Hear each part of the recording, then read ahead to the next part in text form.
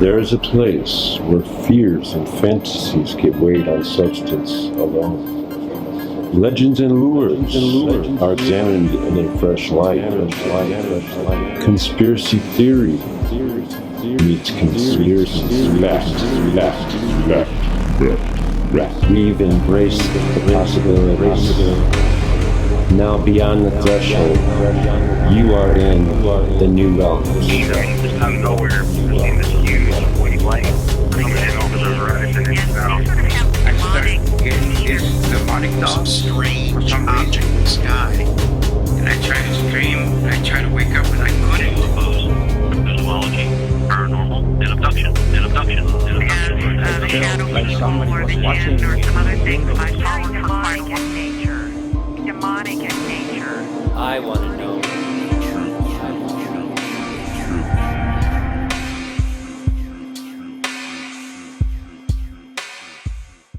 Welcome back. Our next guest has got the most amazing and well-documented story I believe I've ever heard in my life.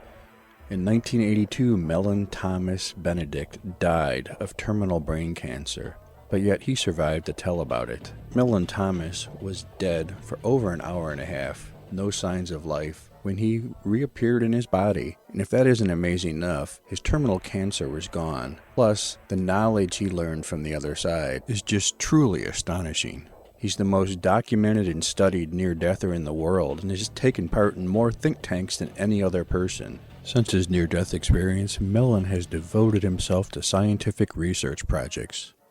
For our regular listeners, you might recall about a month and a half ago, Suzanne Taylor talking about Mellen Thomas on her segment Outside the Box. We had such an incredible response to it that I asked Susan if she could possibly get him for our show. With Susan being our Hollywood connection, had no problem at all. So right now we have Mellen Thomas Benedict and Suzanne Taylor. So how are you two doing tonight? Well, good. Should we both talk at once? Yes, you both should talk at the same time. Take it one more time. I'll wait for Suzanne. All right, let me talk first, since I'm the instigator here. I'm the matchmaker. Sure. So, as a semi-regular on your show, John, the crop circle queen over here, that's actually how I met Mellen. I saw him being the keynoter for a conference in Hawaii. It wasn't that I wanted to go to Hawaii so much, but I did want to meet Mellen. I'd known about him for a long time, and he'd been, actually, I thought he was dead. I mean, I thought he was like the last according to this, he actually has died. Well, yeah, but not that kind, because he's so famous, you know. It's like I thought, oh, this must be an old story, because I've known it, you know, seemingly forever, and I discover it's actually a 30-year-old story, and Mellen's younger than I am. So, but the story is so well known about Mellen Thomas Benedict's near-death experience. It's I don't know. I wonder if you could even say it's the classic in the field. But what I did was, one of the things I did prior to meeting Mellen, I have this wonderful blog called The Conversation. It's theconversation.org. And I did a post about him. And I'm reading you just this one sentence from the post. It says, "Reading his material years ago sensitized me to there being other intelligent life, which helped make me receptive to crop circles being of non-human origin." So part of his story is about the teeming life in the universe, which he discovered after he was so-called dead, which obviously wasn't real dead since he's on this call. But in fact, he played this. I don't even think Mellen knows that. We call him Mellen for short. I don't think he knows how important his story was to me. Oh, maybe he does, because he probably read this post I wrote. In fact, you know, it was so compelling. It had such a flavor about it of, oh, yeah, about what's beyond what we know. I mean, we have no way to know these things.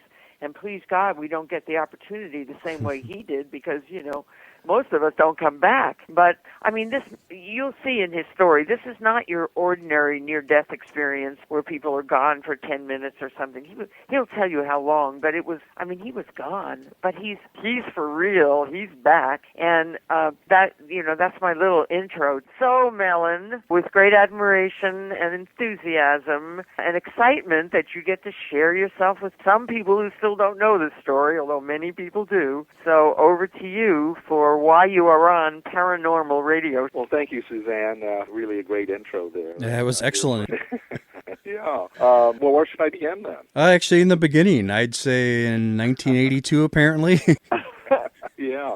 I'm my near-death took place in February of 1982, but I've been diagnosed almost a year before that, and I'm someone who came into this experience really pretty clueless and fairly thick as a brick. And I'm someone who spirituality was not a quest of mine before my near-death experience. I was, and sometimes I attribute that to being raised in Catholic boarding schools. Forgive me for saying that, but I was someone that wasn't interested in any of this, actually, and I wasn't even an atheist. At least an atheist shows some interest in this subject, and they'll argue with you about it. But it was no interest to me at all, no fascination at all. I'd already made up my mind that there was no God, and if there was a God, he must be an idiot to make a world like this. That was my opinion. And but for me, I developed at that time an incurable and inoperable brain cancer, and I didn't really know why until I had my what we call a near-death experience. But for me, the symptoms were building and building, and finally, after several, I started a period of having blackouts, and that really got my attention, and I ended up seeing a series of doctors, and finally ended up in a well-known neurosurgeon's office at the time for testing. One doctor referring me to the next, and the strangest thing happened in his office, and this is before I was even tested. I was in his office, and and he had sort of a not only a waiting room, but then he would call you into his office. That was his office, and the first thing I noticed when I went into his office is that big bowl of cigarette butts, big ashtray of cigarette butts on his desk. Because back in those days in the South, which is where I was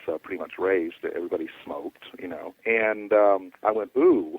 And then he excused himself for a minute, and I was looking around. I looked. He had one window in his office there, and I looked, and there was a round stained glass piece hanging in the window. And for many years, I was a professional stained glass artist, earned my living that way for almost 20 years. And I looked up, and I looked at this piece of stained glass and criticized it, going, that is the worst piece of stained glass I've ever seen. And then suddenly I remembered that piece of stained glass. This man had actually taken one of my courses 5 years before. And I'm looking at this going, oh, and I started having a flashback memory. And the memory was of him, I remembered him taking my course and him being a chain smoker and me asking him to step outside, which was almost unheard of in the South in those days. And I remember him smoking cigarettes and shaking. I remember him doing his stained glass and shaking while he was soldering. And then this is a surgeon, Mellen? Yeah, this is. Oh my dear! and he always had the shakes and everything, and he was just terrible at stained glass. And I remember at that time, and this is what the memory got me. As I was flashing back, I remember him, and I remember at the time telling one of my assistants that I hope he's never my doctor. Oh, isn't that interesting? I didn't know that part of the story. Yeah. So life can be very, very ironic. And, on the Internet, and I'm in over 100 books now, and I just came out in a new book by the Louise Hayes group called Pathways to Peace that just came out. So that's why I guess I'm so well known, is although I haven't put out a book myself, I'm in a lot of books. I let people. Oh, Mellen, but your story is just, I didn't even begin to wax as enthusiastic about the content of it and the insight it gives you into the human condition and human life and the whole universe. So, I don't even know if you know how admired you are out there. So, just well, for me, my relationship with the light has been one of a dear friend I can have conversations with. I never thought about being famous with it or anything, and really, literally, I did. The light did tell me to go out and tell my story, which I did for a lot of years, but by 1995 I retired, and I didn't say another word. I didn't do anything else about this to 2005 is when I came back. Wow.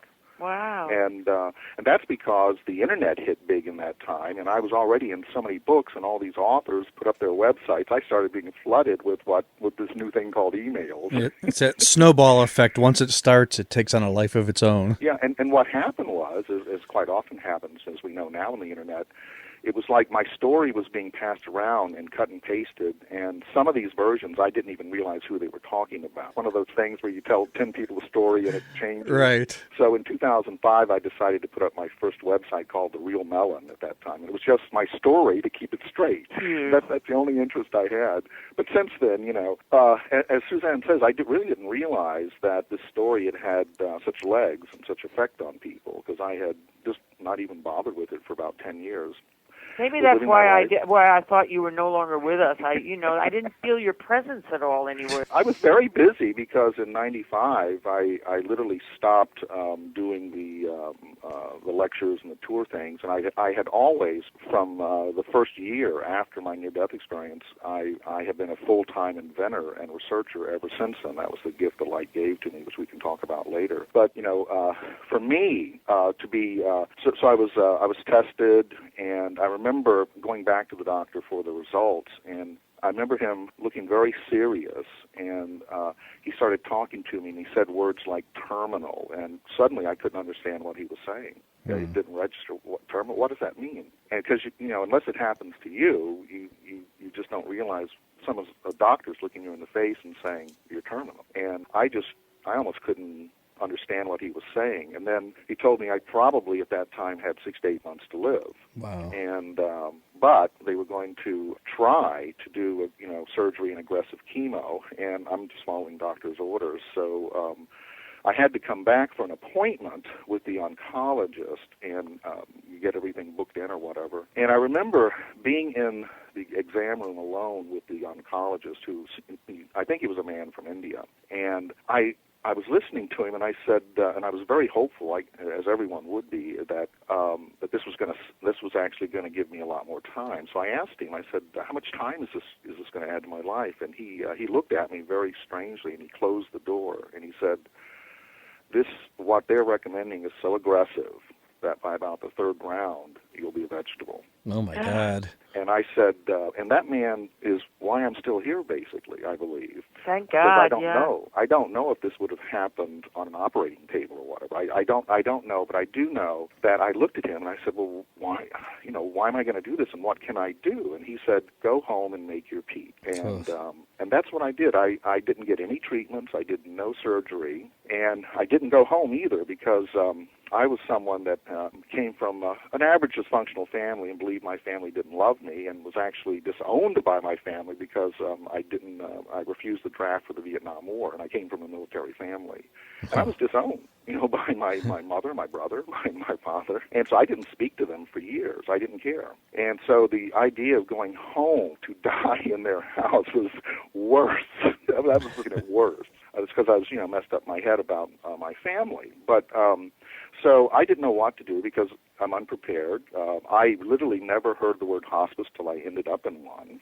I never heard the word near death until I met Phyllis Atwater. And I really didn't know much about this at all or had any interest in it. But luckily, through a friend of mine, it was just pure luck because I'd never heard the word hospice till a friend introduced me to a woman and told her that I was terminal, because I'd only told a couple of people that I was terminal and didn't know what to do about it. What do? I didn't have much money. I was a self-employed artist, and what do you do? And she introduced me to this lady who offered to be my caretaker at a hospice center in the mountain. And I thought about it for a couple of weeks and contacted the lady, and it was seemed the only option. I mean, what can I do?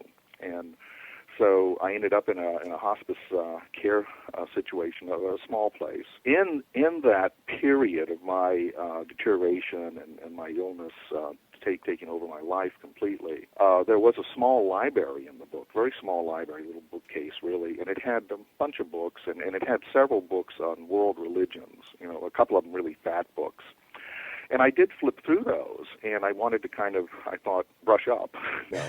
And I did look through those books. I really can't say I read them, but I really did look through them. I looked at odd things like reincarnation. I went, oh, my God, and none of it registered with me. I couldn't believe any of it because it had to do with God and this whole concept of God, which I didn't believe in, and or God could create a world like what we live in. And I deteriorated. I succumbed to my disease. I had a written will, and I in my written will, I wanted them to make sure I was dead when they thought I was dead. They were supposed to leave my body alone for 6 hours or more. I actually wanted 3 days to really make sure I was really dead. And because I just didn't want to be on tubes or anything, and my parents didn't know about this. I didn't want my parents notified till afterwards because I had the kind of mother that would never let go. I'd still be on tube if she got a hold of me. But so in that, I was I was the kind of the worst person for hospice. I was very negative, very angry. I would even curse out loud a God I didn't believe in. And I blamed everybody. I blamed my parents. You go through this emotions and blame everybody, blame the world, and it just was a terribly dark experience for me. I was not a happy camper in hospice. And the other thing that made it strange is when I got to the hospice center, my I call her my angel who took care of me.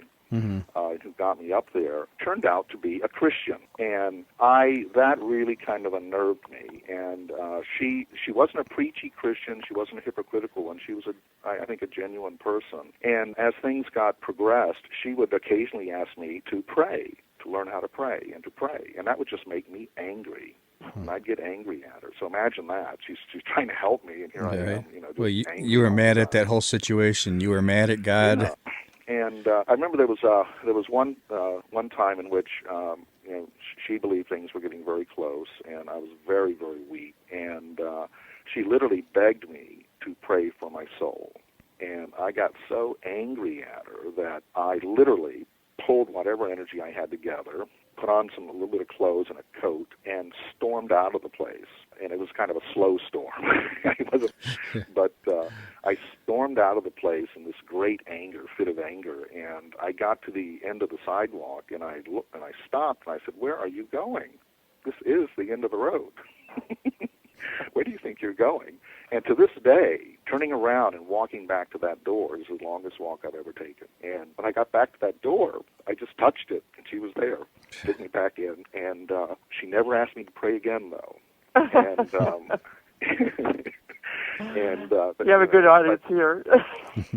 Yeah. And, great story. But I did succumb to my disease. Like I said, I had a written will and all of that. I'd actually taken a day trip early on in that experience with the hospice to the actual morgue. I actually saw the limo.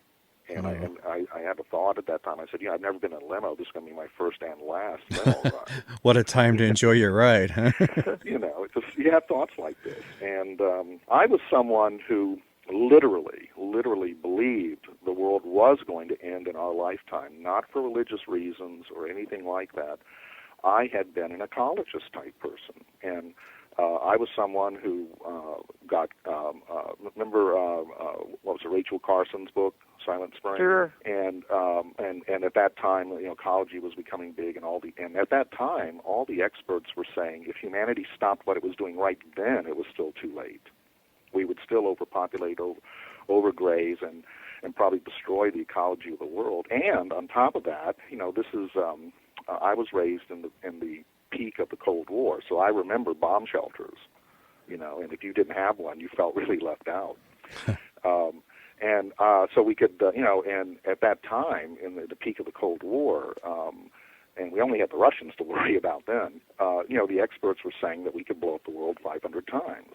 And the thing that really got me was that the smartest minds of our time, our government officials and thinkers, the smartest plan they came up with, and people my age may remember this, was called Mutual Assured Destruction. It was called MAD. Yeah, I remember, right. Remember that? I do, yeah. That was their plan. Insane. The brightest Just minds insane. of our time. So that, is a very, and I took all that to heart. And really, And early in my life, in my late teens and 20s, I'd already lost complete faith in humanity. I had no faith in a God or anything, but I lost all my faith in humanity. And what really got me, and I saw this in my life review, which I'll talk about in a minute, but what really got me, what was the seed of my disease that I never understood till the day I died, was that I saw a photograph. And some people say, it's a straw that breaks a camel's back. For me, it was a photograph that killed me. And that photograph is still floating around by well-meaning people, but the photograph is a aerial photograph of the city of Los Angeles, and right next to it is a micro photograph of a cancer cell, and they look almost exact. Wow. And, you know what's interesting, Mellen? I think that the prevailing belief of most people would be, in the face of, impending doom or death or whatever, would be to really try to be good and bargain with God and, be spiritual and tune in to the beauty and the whatever in hopes that, that kind of positivity would save you. And how interesting that, here you are just at the opposite end of the spectrum, misanthropic, hating humanity. And look, I just think that's part of this. That's a kind of an interesting lesson. I don't quite know what conclusion to make of it beyond that. It really is. And I had this, and I saw this in my life review. The seed of my disease was, as I looked at this photograph and I got it, I believed it, I had a thought in my heart of hearts, and that thought was that nature had gone wrong and created a malignant cancer on planet Earth called humanity. And guess what? My worldview was based on that, humanity being a cancer, and that was what was in the deep core of my thinking, subconscious, and I developed brain cancer. Interesting, huh? Yeah, that too, yeah. So, but for me, just a little bit about the actual, experience. I literally woke up one morning, I think it was around sunrise, it was very early, and I had this clear feeling. I felt absolutely clear. I had this clear feeling that I was going to die soon. It was the same feeling that soldiers know, mothers know about their children. It was that kind of a feeling. It was a knowing. And I had a conversation, with my caretaker. I got her up, and but it was actually that morning that I died, because they normally didn't bother me till after 10 or after, because I was very weak at that time and pretty much living on milk. And so when they did come in to check me, I was already cold. They believed I was already dead, but they had amplified stethoscope and other things, and they started monitoring me. And they monitored me for maybe a little over an hour and a half, but I probably died before that with no vital signs. And at that point, they were convinced. But I like to tell people that being dead or being without vital signs for an hour and a half in near-death records is no record at all. There are documented cases of people being dead or without vital signs for much longer than that, even. Oh, really? I didn't know that. I thought you had some kind of record on that. No, that's not a record. PMH Atwater, who's the great writer and researcher in the field, who eventually discovered me in the backwaters of the South, but she's a great writer, and she has written about the history of these things. She can tell and has written about story after story. There was George Rodenaya, who's a very famous near-deather, was literally documented being dead for over 3 days. Come on. For 3 days? Read his story. Oh, he my was God. Someone who was shot on the street on a Friday or something. They got him to the morgue, put a tag on his toe, pronounced him dead, put him in the icebox, and went home. And when they came back sometime on Monday or so, started the autopsy. Oh my God! He popped back in his body, and he was by a number of doctors there was pronounced dead. DOA, dead on arrival. So boy, that would discourage everybody from letting anybody do you. Oh my God! Until a long time. Yeah, and what's amazing in the current research in medicine, and there are many books written on this now, is that we're redefining what death is. We actually really don't know what death actually is. So there may be an in-between state. We're not sure. They've just recently in research found out they could communicate with people that have been in total comas with using, I think, brainwave machines. They can actually get yes or no's and actually start talking to people who are in total coma. Wow. So all these parameters are changing, but my caretaker said, you were already getting stiff, and if you've ever been around a dead person looks dead. Their skin changes, Yeah, I noticed when I was with my dad when he died, and I noticed something that I've never seen in the movies or expected or whatever, but I could see something leave his body, a plasma or whatever you call it, and his whole body collapsed out. He was laying down, but it was just, I could see that was a dead body after that, but I also saw this thing leave his body. Just a little aside from your story here, yeah. Mm-hmm. Yeah, it's like, it's very different than being passed out or unconscious. And, oh, yeah. Just a footnote there, Suzanne, we now know what that is, that flash you saw, or what some people report as a light leaving the body when someone's dead. That's been scientifically proven now. That's called biophotons. Oh, I never hear anybody say anything. I just know that I saw that. Yeah, and so it's literally true. You can photograph this now. You can actually weigh photons, and they've actually weighed this amount of energy. When our bodies really live at the nuclear level, we are an atomic structure first, and our biology is a nuclear biology. And when atoms exchange energy and communicate, they give off a photon called a biophoton, just like those fish deep in the bottom of the ocean. Mm-hmm.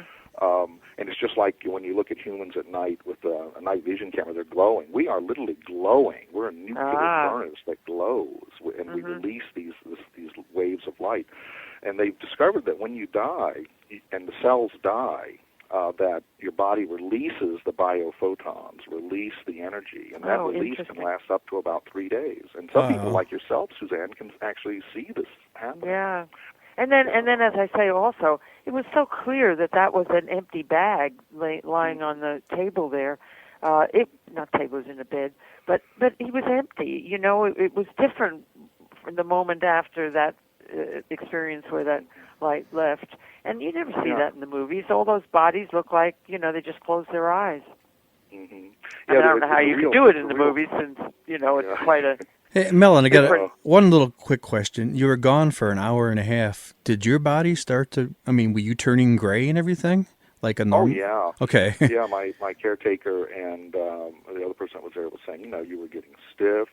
You were already that way when we came in the room, by the way. My God. You were already in that statement because I could have been dead or without vital signs for a couple hours even before that. So this is, instead of a near-death experience, this is more like a complete death and a resurrection. That's what yeah.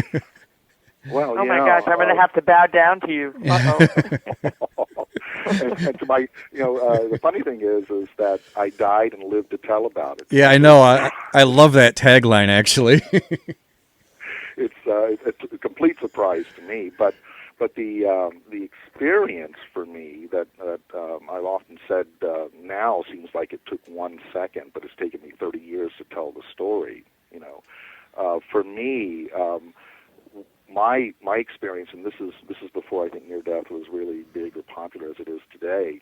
I literally went back to sleep, and the next thing I know, in my experience, is I'm standing outside of my body, and like Suzanne said, I'm looking at my body, and there's like light or something leaving my body, waves of this light energy and leaving my body. Totally confused, and it was more vivid than a dream, and very confusing, and surrounded in darkness, but could see my body. And totally confused about the whole thing. And then, for me, what we now call a life review, and my life review began as almost ticking back from the moment of my death all the way back to in my mother's womb. I got to see the whole story. And there were, and it was all around me, and like little movie panes and windows around me, and I could see my life. And I'm someone who had not done any processing in my life at all. I thought I had it together. I thought I knew all about it. And for me to see my life from that other view, and you feel it, you see it, and you also see how people have affected you and how you have affected other people, and that we're all connected, and very connected. Even people you hate, you're connected to. But my life, I realized, had been a sad life, because my life review, one of the most important things that revealed to me, especially in the review of my pattern of life, was I was someone who came from a dysfunctional family, and none of us knew about love. I had no skills for loving. I didn't know. I realized in that life review, I didn't know what love was. And so I'm someone who had lived my life up to that point. I used to say that love was a mental illness, had all the symptoms of it. And I didn't believe in love, although, I had girlfriends and I had relations, but in my heart of heart, I never believed that love was real, and that, people were faking it and stuff like that, or delusional and or foolish. And to see for the first time that love did exist, and that so many people had tried to love me, and I didn't get it. I couldn't see it, I couldn't feel it, I couldn't receive it, and that was very sad, very sad. And this was the inner core of my life I was looking at. You meet people that are happy, and I've always been attracted to people that I say, have the happy genes. They're just sort of born happy. I love those people, but there weren't any of those in my family. And and I also got to see that I always believed my parents didn't love me, and I could see that my parents loved me a lot in their way, but they couldn't show it. They never showed it really, and also they had not been loved, because I could see some of their memories, and I could see that they had come from families where there had not been that a sharing of love or a show of love. And I could see, birds of a feather flock together. I started seeing groups of people and vibrations, tend to hang out together. And my life review kept ticking back and back, and it was just a very sad and lonely experience for me. I was like the loneliest person in the world. And then I went into an experience. I could see all sorts of things about my parents and stories. And years later, when I did tell my parents the story and made up with my parents, I told my mother some stories, and she said, that's impossible, because you weren't even born, and no one's ever told you those stories. Wow. How do you know these stories? It surprised her. And what really surprised her was the stories I could tell her of when I was in her womb, of what was going on in her life.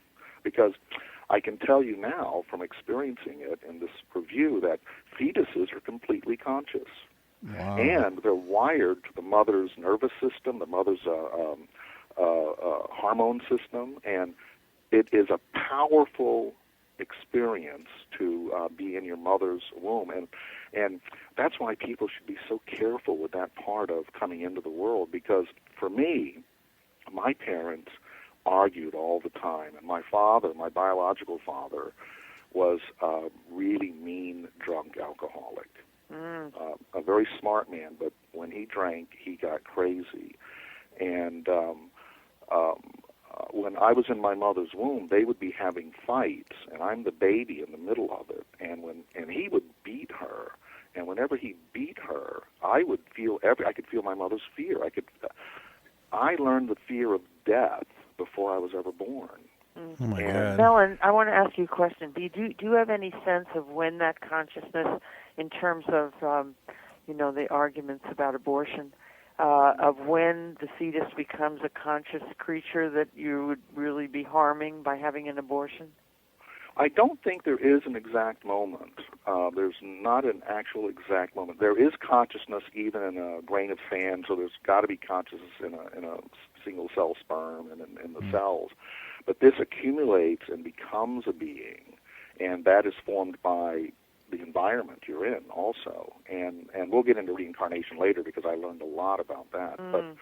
But in my mother's belly, my worldview was set before I was ever born. And I realized I just didn't get this, after I was born. My worldview was set before I was born. And my worldview was that this was a scary place, that men were very dangerous, and this was going to be a lot of pain. Oh my and God. I now know from my many visits with the light that this is what sudden infant death is about, crib deaths, and you're born into this world and you don't want to be here. You just want to leave.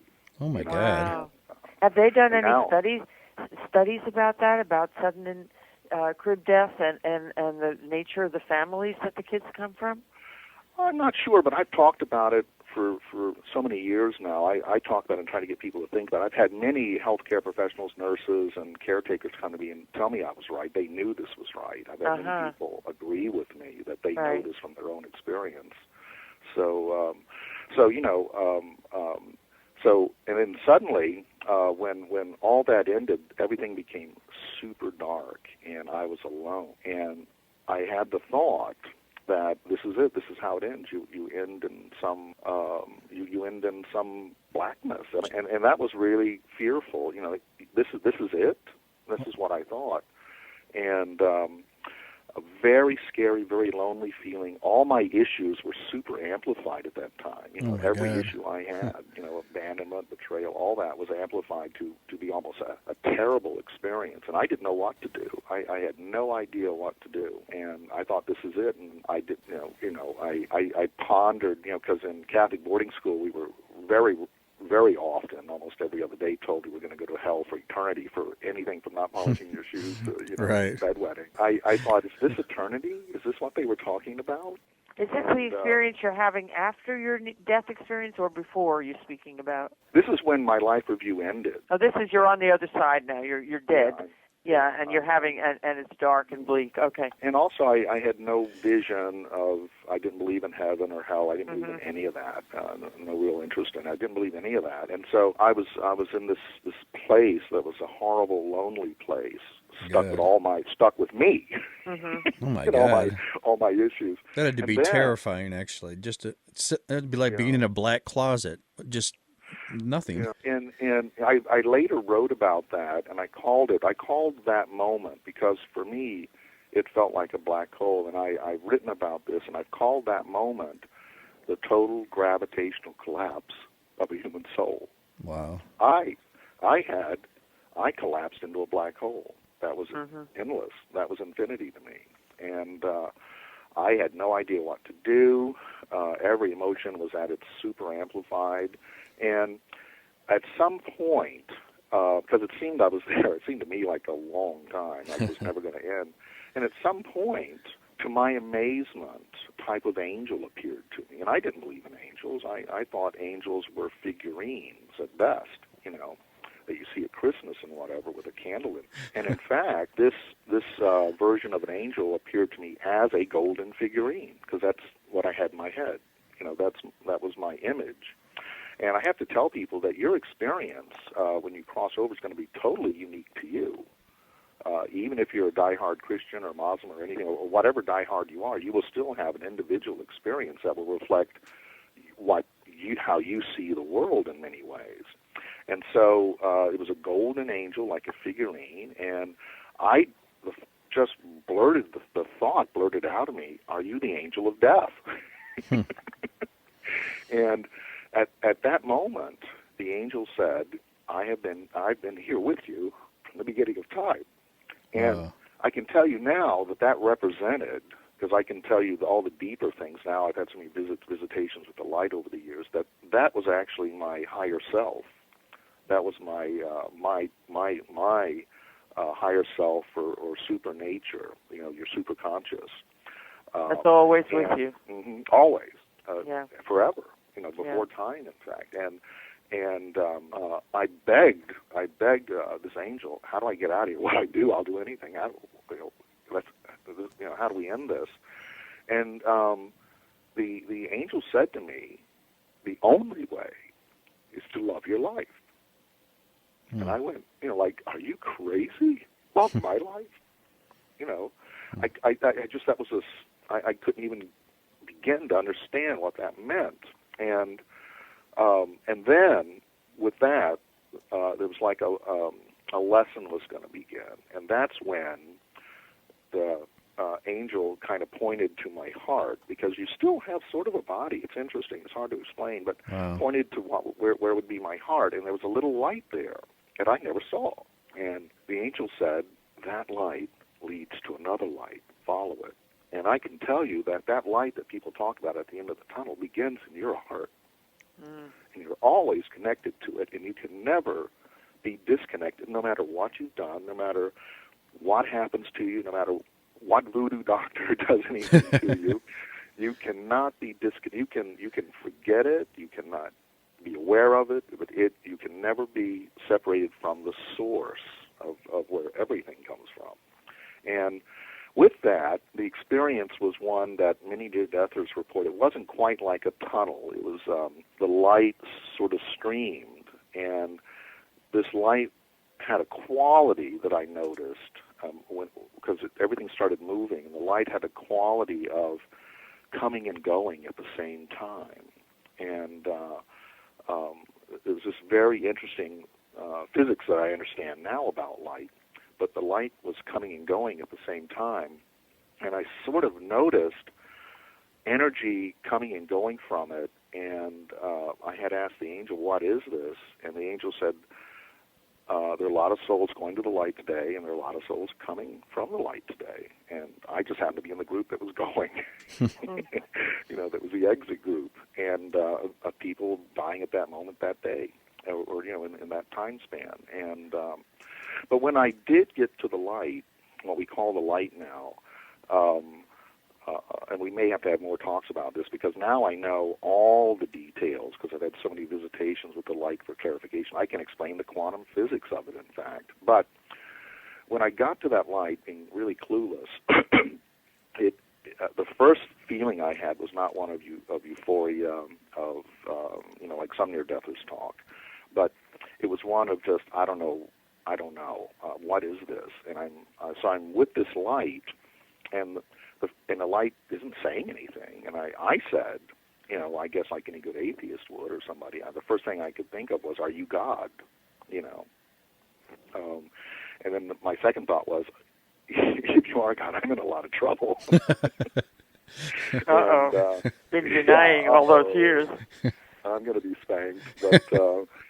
And that was kind of the emotions going through. And I want people to know that this light, this source, knows you intimately. I mean, so intimately, like no one on earth could know you.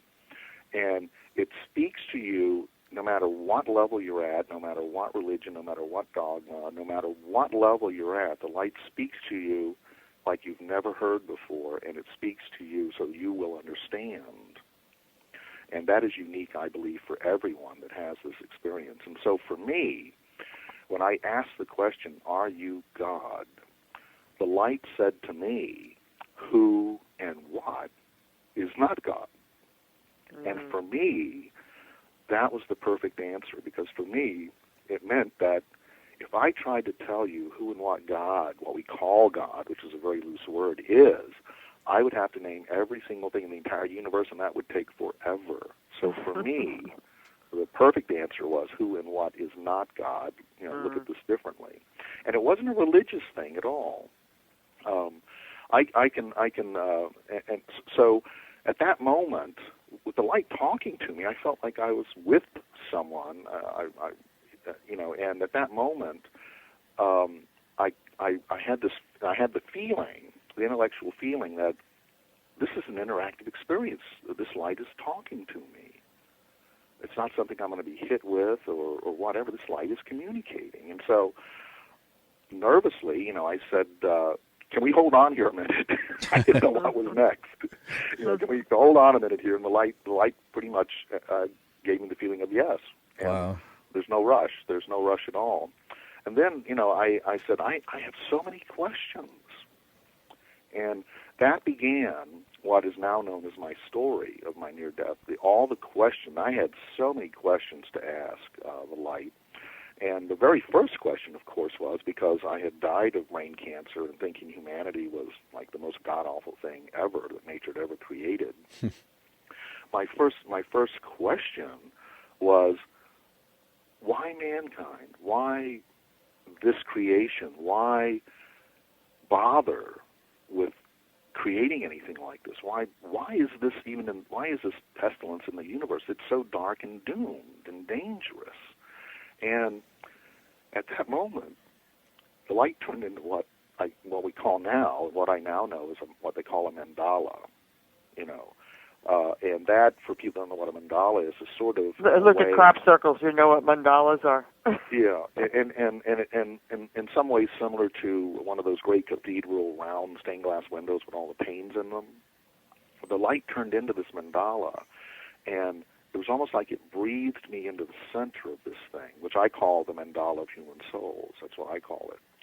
And it seemed like when I was in that space or vibration that I could see into every human soul. It's hard to explain, but I could see, and I could also see the mind, and I could see no darkness at all, ever.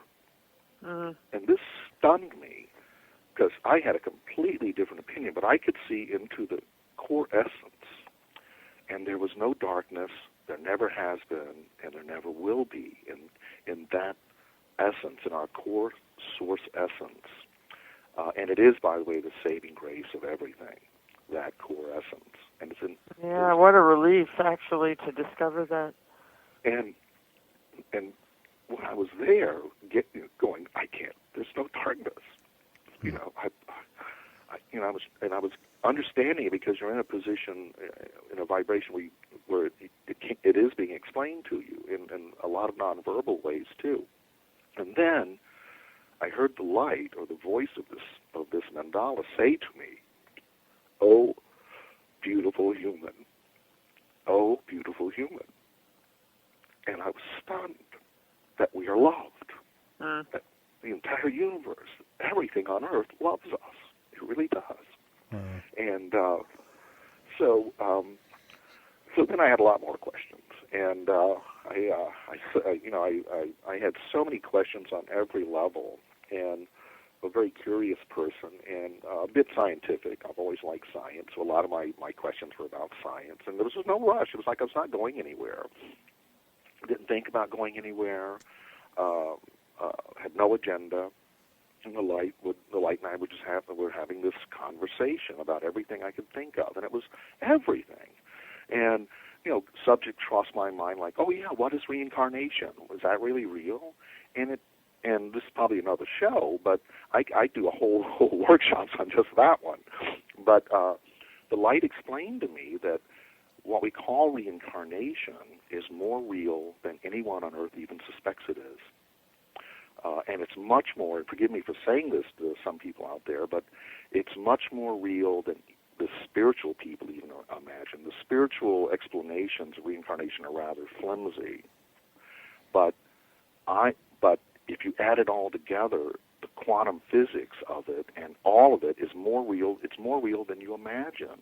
And I was shown that in our future, this is a science. It's a real science.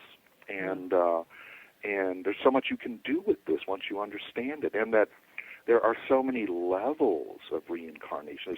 That's why the spiritual notion that just humans and stuff reincarnate, and if you're bad, you come back as a dog or something, and all that. But that the entire universe, I was shown the entire universe and everything in it reincarnates instantly. I mean, it reincarnates forever, and an example is when a star dies, it creates new stars. It creates new worlds. Stars reincarnate. All matter, all what we call spirit, everything reincarnates. And humans reincarnate in a number of ways, not just the light body. I was shown that your children you have are biological reincarnations of you. They are made from you. They are of you. They are the next issue of you, and it goes on and on. It's like a whole thing we could talk about. And I was shown this. I wanted to see the science of these things, and I was shown how that works. And that's when I learned about the light in our bodies and all of that. And I had so many questions. Questions of war and all these things. And I was all of these questions were answered to my satisfaction. And at one point, because this was like a timeless experience, at one point I sort of ran out of questions. I had no more questions. I had the feeling that all of my questions I could even imagine have been answered to my satisfaction. And by that I mean I don't know everything. I'm not interested in everything. But everything I was interested in and every question I had, because we all have different sets of questions for the universe. We all have different sets of questions. There's so many things I'm not even interested in. But what I was interested in was answered perfectly for me so I could understand it. And then, so I came to that moment in which I had no more questions. And it was like my mind was silent, and it was silent. And then the light said to me, but what was your first question? And because you understand what the light's telling you, I instantly understood what the light meant by what is your first question. What was your first question? What the light meant was that all of us, at some point when we're very young, have our first sort of serious question about the world or the universe around us. And it could be as simple as, why is the sky blue? You know what I mean? Yes. We all have a first question.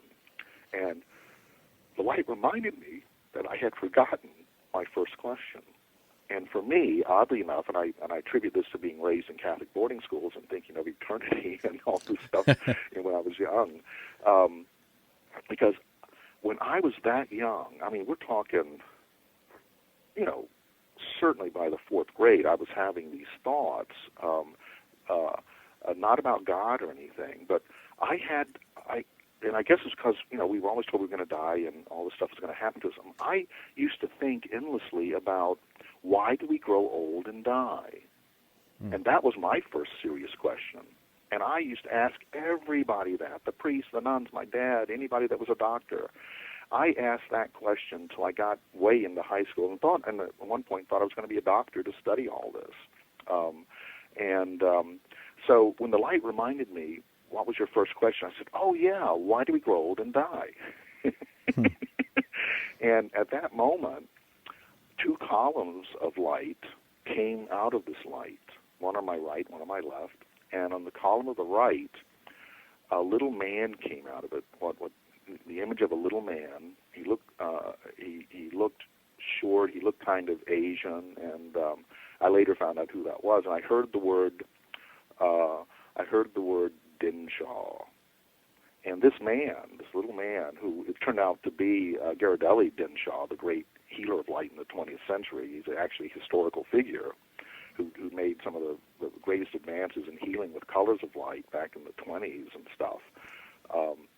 He started educating me about everything he knew. Color, all of that, and healing people, and that light was one of the secrets to long life and health, and that we're made of light. We come from the light. We're all about light. The food we eat is about light. And this later led me into the field I'm in now, which is quantum biology. It's the leading field in biology, in my opinion today. And the field of quantum biology is one in which you look at your atoms as your biology also. It's beyond molecular biology. And when he finished downloading all this information to me, the column on my left, a man stepped out of that one, and it was a short, portly man with a beret and a really funny mustache, and started educating me about starlight and electrons and electron transport, and drawing me. He was drawing all this in front of me, like in midair, and what he was drawing, I found out later, he was drawing fractal geometry and educating me using fractal geometry. Wow. And it looked psychedelic, And if you look at fractal geometry images today, who can only be produced by supercomputers, they look psychedelic. And he was explaining that because fractal geometry was actually invented back in the 1800s, I found out. But no one could really produce these images till supercomputers came along. He was hand-drawing these, and he was explaining to me that the study of fractal geometry was the study of order and chaos and the boundaries thereof, and that there is nothing new, and yet everything's always new. All these mystical concepts were explained by this fractal geometry, and he was explaining to me about starlight and electrons are the life essence of the entire universe, that everything that has life lives on electrons, which is starlight.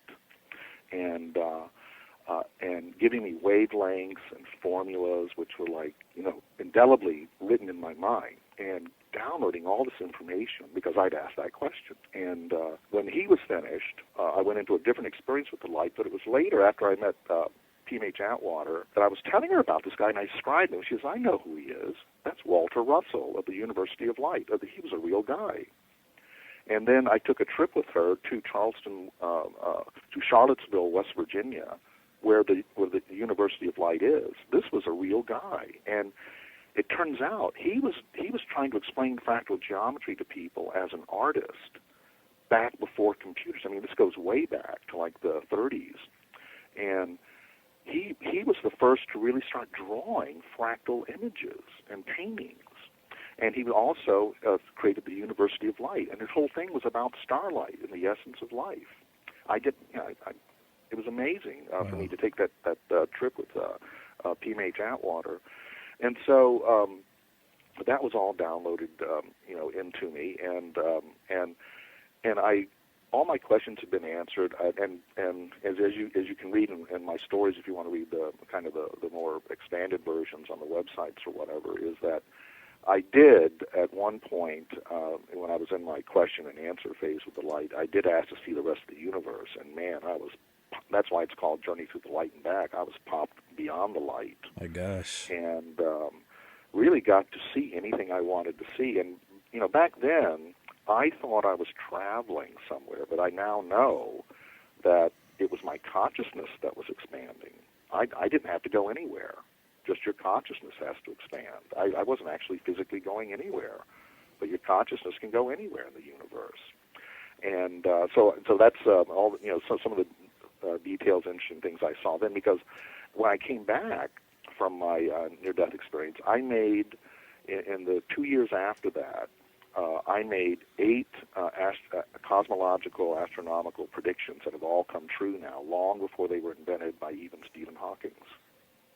And this was, thank God, this was documented because I gave talks about it. These have been recorded, like dark matter and imaging dark matter. I used to talk about all this stuff, and long before it was actually discovered and became part of real science that we know today. But when my question, when all this, and I felt completely satisfied and was ready to go, and wherever we're going now. Yeah, wherever you were going. I'm ready to go. And but reincarnation had been explained to me, and I just knew that I would be reincarnating, and I was ready for that. And as I got ready for that, I seemed to get heavier and heavier, and this was energy gathering for me to fall back to earth, so to speak. And I was getting heavier and heavier. And I asked the light, I said, can I take anything back with me? The light said, take whatever you want. Wow. And then I was shown the Akashic records, what we call the Akashic records. There are many, many names for it, but in the Akashic records where, universal knowledge is, it's everything. It's unbiased. There's the good, the bad, the ugly, the scary, the magnificent. Everything is there. And I saw things that I don't even want to talk about that could be made or invented. I saw all sorts of things, and it's all there. Inspiration, great ideas, the worst ideas in the world are there, all of that. And but because I had this knowledge now, I didn't want to come back into my next life to pollute the earth. And so then I was reminded that that whole thought of love your life came back to me. And so I prayed I knew I'd be reincarnating, and I didn't want to use any of this to make the world a worse place. And so as my energy got heavier and heavier, and I started sinking away from the light, I prayed the prayer, I love my life. And that's all I prayed, was I love my life. And then the next thing I know is, and I thought I was, at some point going to start a new incarnation. And was ready for that.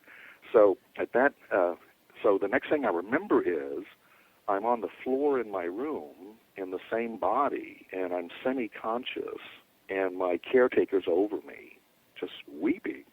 She's like freaked out, and it just really unnerved her completely. And, that you were coming, that you were back, or that you were gone? That I was back. Oh, she saw that you were back, right? Yeah, because they were ready to send me off in my limo ride. But they knew to give you 6 hours, yeah.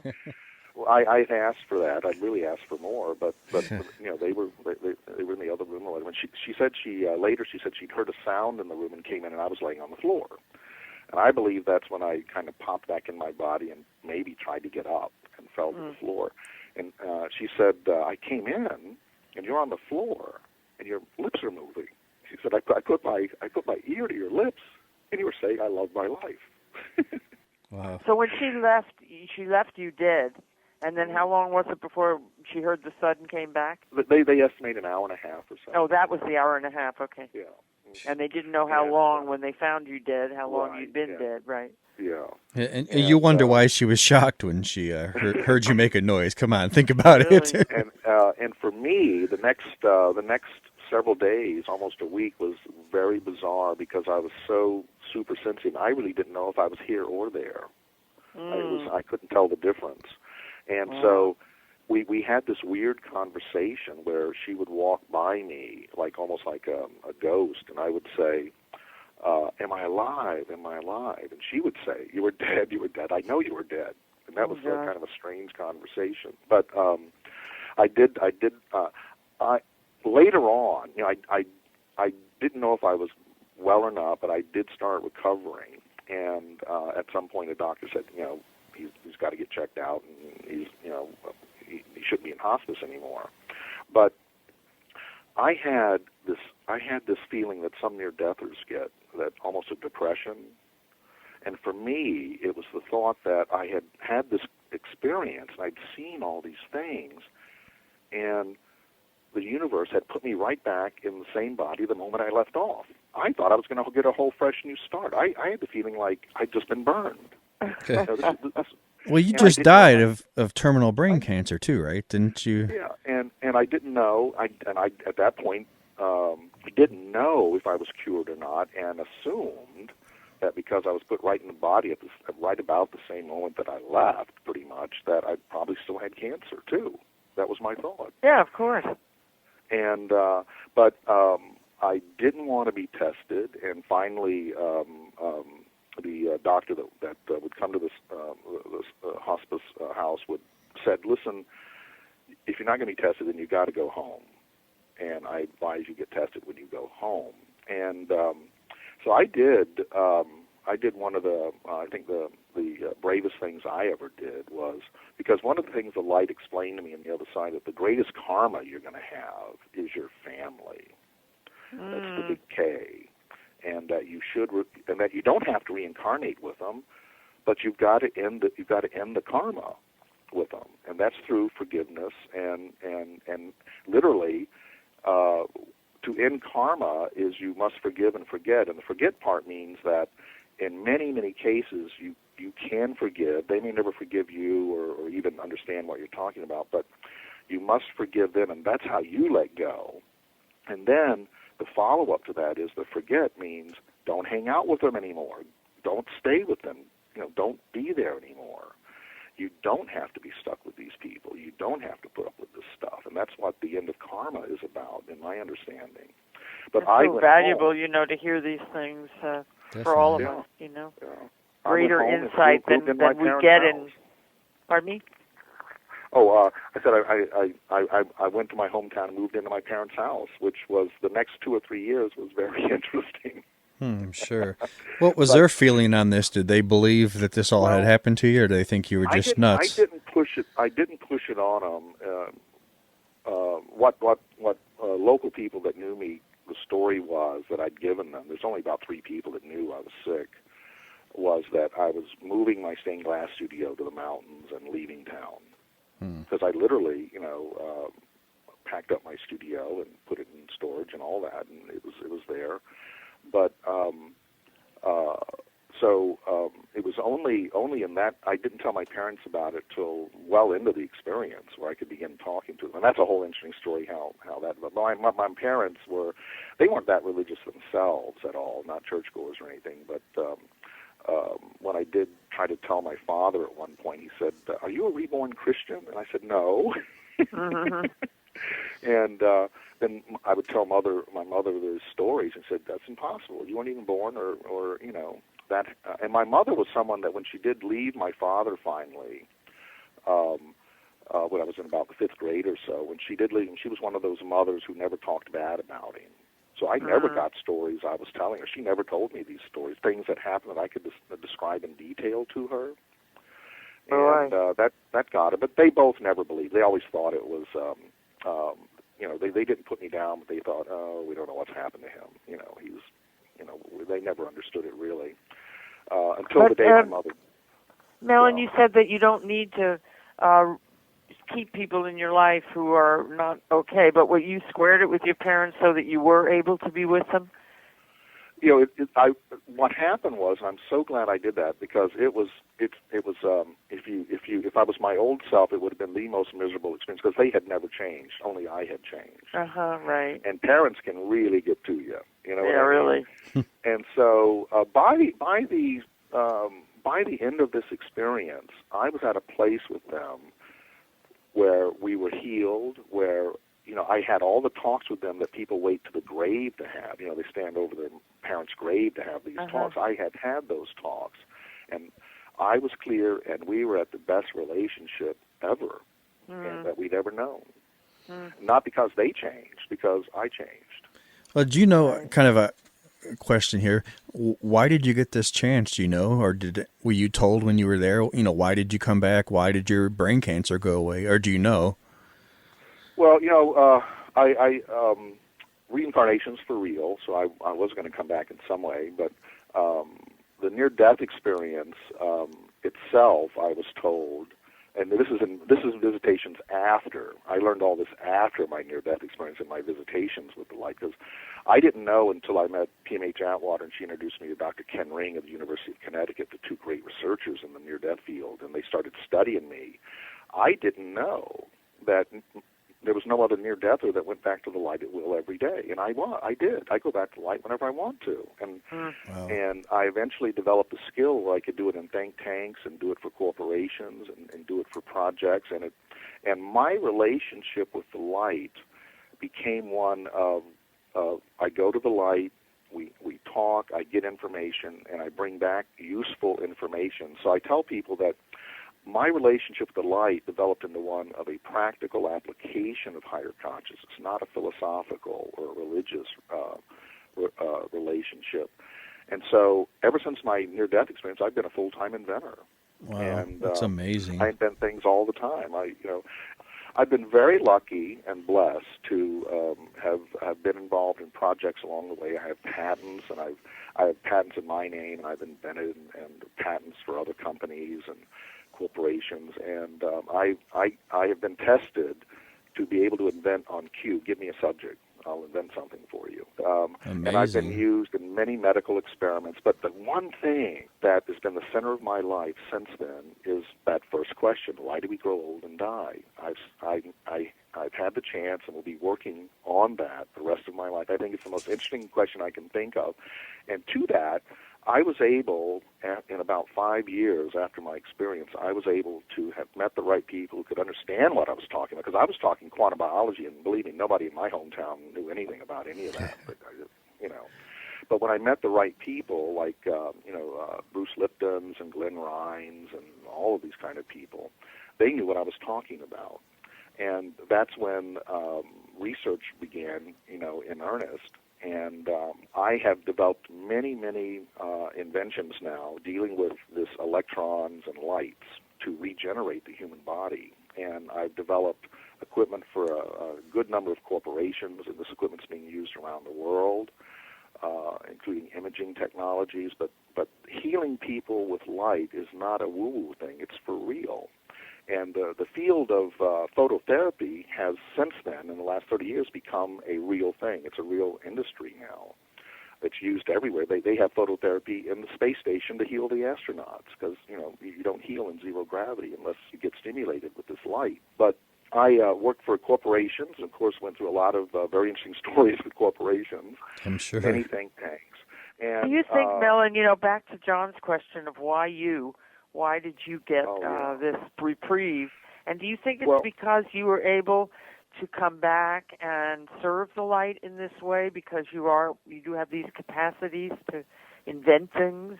I sort of got an inkling of that when I was dealing with these researchers saying you're the only one that does this and that, and this, that, and the other. But then I have daily visitations with the light, and the universe is so awesome. It's quite humbling. And literally, when one of my visitations, I asked the light, "Am I special or what's going on here?" And the light kind of laughed and said, "Mellen, you're a good example. If you can do it, anybody can." Oh, how cute! Oh, so, in a universe where every single thing, even every atom, is special, that's pretty awesome. Oh, that's a perfect answer. That's wonderful. Really, that's the answer. I said, as I was saying before, like how weird that you were, not tuned into loving kindness, and you got to come back. But that's the answer. Perfect.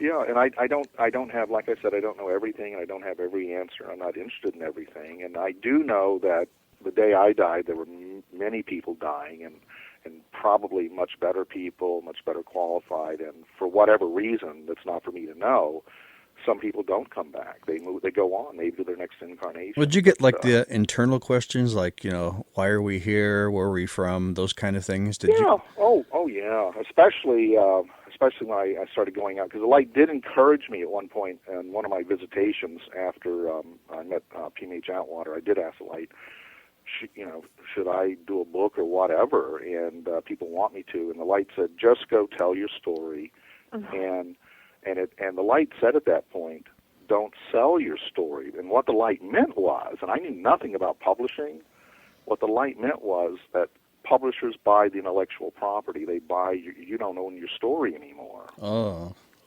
The light never said don't do a book or anything. It said don't sell your story to like these people.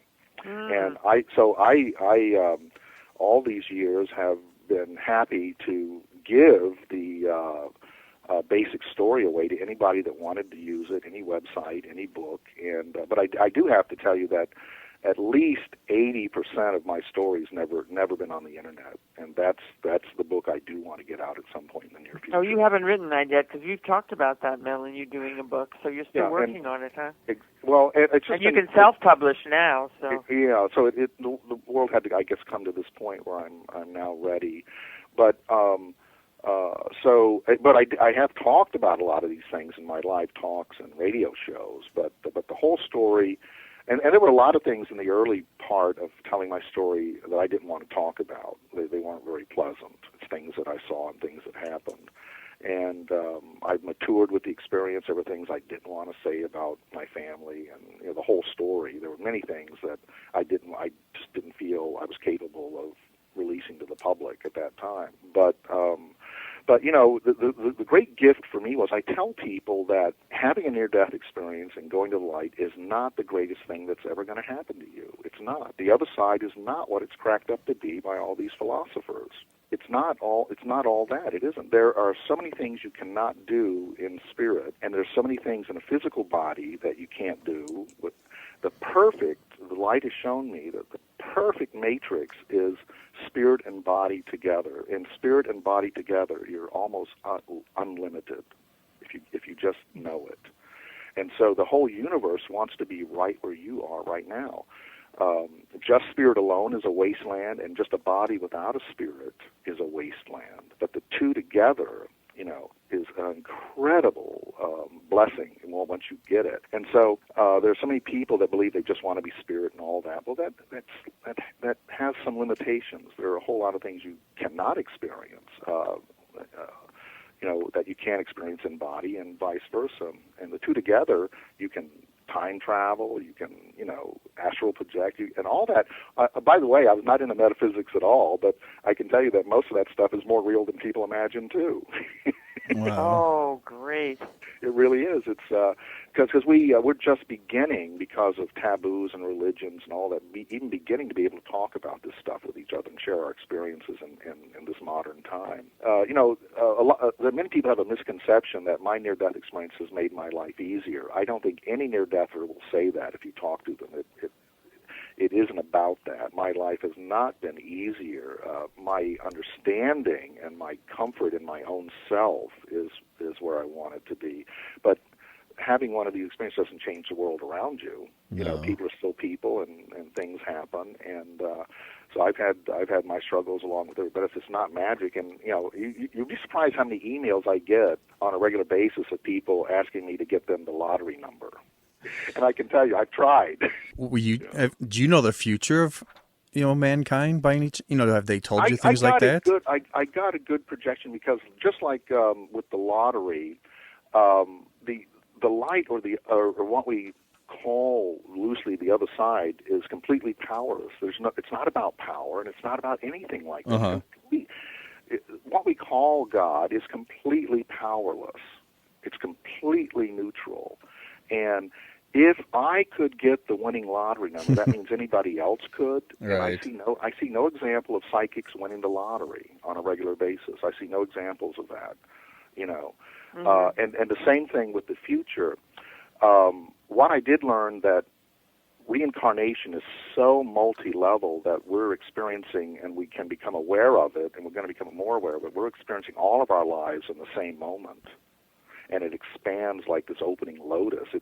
You have to look at it as not a linear thing, but almost like a big bang that's happening. And you're having your big bang. And the past, what we call the past, what we call the future, is happening right now.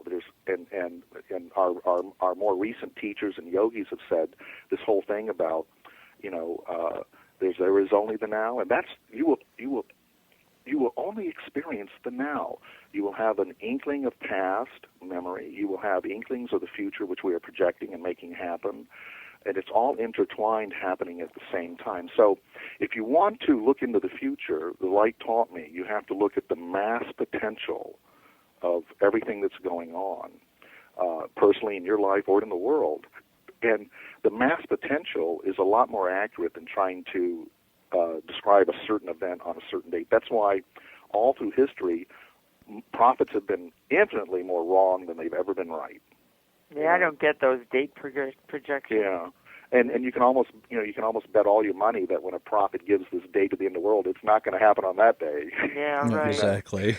But you can see the mass potential, and I tell you that the mass potential of I'm just talking our world, us humans, and there's so much else out there, but just us.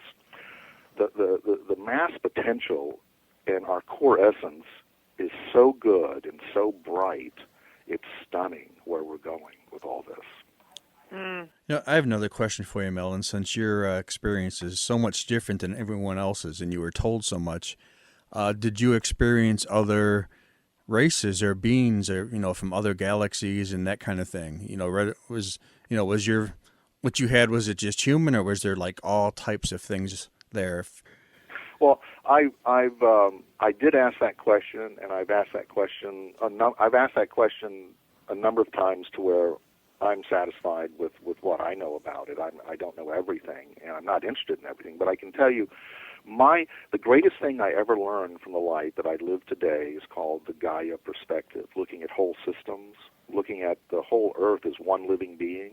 You see, that's called the Gaia, G-A-I-A. Yeah. Mm-hmm. And so when I asked the question about life in the universe and other planets, I was shown, when I got my little tour, that what we call life is one of the easiest things in the universe to pop up everywhere. You ever see these little flowers and weeds that'll pop up in the middle of a highway or out of the center of a rock? Yeah, exactly, yeah. Yes. When we understand what life is, it turns out to be one of the easiest things to happen in the universe, and at all levels. Really? And that a little more definitive answer for you is that the universe is full of life, and if you want to chuck it down, the predominant life form in the entire universe is microbial by 10 billion times to anything else you can mention. And even on Earth, most life on Earth is microbial. And of the 10 trillion cells in your body, about 7 trillion of your cells are microbes. So that's what I'm saying when the past is here. The very cells that started life are living in our body right now. They never died. They're living in every body, and they're alive. The past never died. And so there are so many life forms out there, and there are life forms, a million years ahead of us, a million years behind us, and it's just awesome. But if you want to chunk it down to life forms that we humans at this time can either communicate with or even understand, that is a small number. And by the way, I'm talking cosmological numbers here. Okay. But to find a species that we can, because we can't even talk to dolphins, and they're very intelligent. You know what I mean? Right. Yeah, right. There'll be species that we're like dolphins to them. But to Well, find isn't that interesting when you start to think about extraterrestrials and make presumptions, and we think of them as creatures we could communicate with, but isn't that, I've never really thought about that. We can't communicate with dolphins, and they are intelligent. or plants even, they're fully conscious. Plants are fully Clive conscious. Baxter, you got to look at his work, and blows Cleve's your mind. one of my dear friends. At one point the light told me to find Cleve Baxter, and ever since '87, and I still know him today. So for a life form that we could communicate with, understand, probably won't look like us, because it depends on your planet, your solar system, your star's radiation, all that comes into play. But to be able to communicate like we know communication right now for us at our level is fairly rare. But that's in cosmological numbers. That means that there are at least 10 billion of these near us. Oh, gosh. But that's rare in the whole universe. That's rare. Well, we did one show, John and I, about the awesome size of the universe. I mean, beyond the beyond the beyond. So. And so maybe these crop circles and stuff are like them trying to talk to dolphins, that kind of thing. And we kind of grok it, we kind of get by. Cute idea. And there may be other ways that they've tried to communicate that we just don't even recognize right now. The other thing I was told that not all species are so stuck on intellectual. Consciousness is like a rainbow, and if you're just stuck in the intellectual, you're going to miss most. You're not going to understand most of the universe. If you're just stuck in science, or if you're just stuck in spirituality, you're not going to understand most of the universe. It's you have to become like a rainbow of consciousness to get what's going on, in this universe. And so I've been very blessed to have, to be able to try to help this world with my inventions and my skills that I developed with my relationship with the light. And I'm very happy to tell people that I've worked with many corporations. I've developed equipment that's been $100,000 or more, very expensive high-end equipment for corporations. And I always wanted to develop a light system that people could use at home, because if you understand this electron-photon energy, the best use of it was actually invented back in the 1800s, I found out. But no one could really produce these images till supercomputers came along.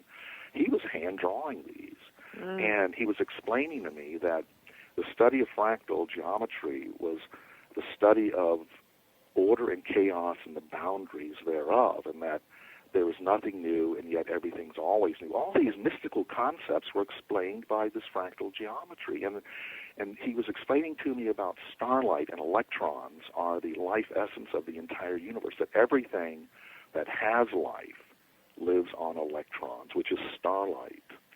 And giving me wavelengths and formulas, which were like, indelibly written in my mind, and downloading all this information because I'd asked that question. And when he was finished, I went into a different experience with the light, but it was later, after I met PMH Atwater, that I was telling her about this guy, and I described him. She says, I know who he is. That's Walter Russell of the University of Light. He was a real guy. And then I took a trip with her to to Charlottesville, West Virginia, where the University of Light is. This was a real guy. And it turns out he was trying to explain fractal geometry to people as an artist back before computers. I mean, this goes way back to like the 30s. And he was the first to really start drawing fractal images and paintings.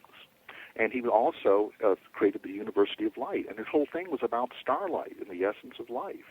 It was amazing for me to take that trip with PMH Atwater, and so that was all downloaded, into me, and all my questions have been answered, and as you can read in my stories, if you want to read the kind of the more expanded versions on the websites or whatever, is that I did at one point when I was in my question and answer phase with the light, I did ask to see the rest of the universe, and man, that's why it's called Journey Through the Light and Back. I was popped beyond the light. My gosh. And really got to see anything I wanted to see. And, back then, I thought I was traveling somewhere, but I now know that it was my consciousness that was expanding. I didn't have to go anywhere. Just your consciousness has to expand. I wasn't actually physically going anywhere, but your consciousness can go anywhere in the universe. And so that's all. Some of the details, interesting things I saw then. Because when I came back from my near-death experience, I made in the 2 years after that, I made 8 cosmological, astronomical predictions that have all come true now, long before they were invented by even Stephen Hawking. And this was, thank God, this was documented because I gave talks about it. These have been recorded, like dark matter and imaging dark matter. I used to talk about all this stuff, and long before it was actually discovered and became part of real science that we know today. But when my question, when all this, and I felt completely satisfied and was ready to go, and wherever we're going now, yeah, wherever you were going, I'm ready to go. And but reincarnation had been explained to me, and I just knew that I would be reincarnating, and I was ready for that. And as I got ready for that, I seemed to get heavier and heavier, and this was energy gathering for me to fall back to earth, so to speak. And I was getting heavier and heavier. And I asked the light, I said, can I take anything back with me? The light said, take whatever you want. Wow. And then I was shown the Akashic records, what we call the Akashic records. There are many, many names for it, but in the Akashic records where, universal knowledge is, it's everything. It's unbiased. There's the good, the bad, the ugly, the scary, the magnificent. Everything is there. And I saw things that I don't even want to talk about that could be made or invented. I saw all sorts of things, and it's all there. Inspiration, great ideas, the worst ideas in the world are there, and all of that. And but because I had this knowledge now, I didn't want to come back into my next life to pollute the earth. And so then I was reminded that that whole thought of love your life came back to me. And so I prayed I knew I'd be reincarnating, and I didn't want to use any of this to make the world a worse place. And so as my energy got heavier and heavier, and I started sinking away from the light, I prayed the prayer, I love my life. And that's all I prayed, was I love my life. And then the next thing I know is, and I thought I was, at some point going to start a new incarnation, and was ready for that. So so the next thing I remember is I'm on the floor in my room in the same body, and I'm semi-conscious, and my caretaker's over me, just weeping. She's like freaked out, and it just really, really unnerved her completely. And, that you were back, or that you were gone? That I was back. Oh, she saw that you were back, right? Yeah, because they were ready to send me off in my limo ride. But they knew to give you 6 hours, yeah. Well, I asked for that. I really asked for more, but they were in the other room. When she said later she said she'd heard a sound in the room and came in, and I was laying on the floor. And I believe that's when I kind of popped back in my body and maybe tried to get up and fell to the floor. And she said, I came in, and you're on the floor, and your lips are moving. She said, I put my ear to your lips, and you were saying, I love my life. Wow. So when she left you dead, and then how long was it before she heard the thud and came back? They estimate an hour and a half or so. Oh, that was the hour and a half, okay. Yeah. And they didn't know how long, when they found you dead, how long you'd been dead, right? Yeah. And you wonder why she was shocked when she heard you make a noise. Come on, think about it. And for me, the next several days, almost a week, was very bizarre because I was so super sensitive. I really didn't know if I was here or there. I couldn't tell the difference. And so we had this weird conversation where she would walk by me almost like a ghost, and I would say, am I alive? Am I alive? And she would say, you were dead, you were dead. I know you were dead. And that was kind of a strange conversation. But later on, I didn't know if I was well or not, but I did start recovering. And at some point, a doctor said, he's got to get checked out, and he shouldn't be in hospice anymore. But I had this feeling that some near-deathers get, that almost a depression. And for me, it was the thought that I had this experience, and I'd seen all these things, and the universe had put me right back in the same body the moment I left off. I thought I was going to get a whole fresh new start. I had the feeling like I'd just been burned. Well, you just died of terminal brain cancer too, right? Didn't you? Yeah, and I didn't know. I at that point didn't know if I was cured or not, and assumed that because I was put right in the body at right about the same moment that I left, pretty much, that I probably still had cancer too. That was my thought. Yeah, of course. And but I didn't want to be tested, and finally the doctor that would come to this hospice house said, listen, if you're not going to be tested, then you got to go home, and I advise you get tested when you go home. And so I did. I did one of the I think the bravest things I ever did was, because one of the things the light explained to me on the other side, that the greatest karma you're going to have is your family. That's the big K. And that you should, and that you don't have to reincarnate with them, but you've got to end the karma with them, and that's through forgiveness and literally, to end karma is you must forgive and forget, and the forget part means that in many cases you can forgive. They may never forgive you or even understand what you're talking about, but you must forgive them, and that's how you let go.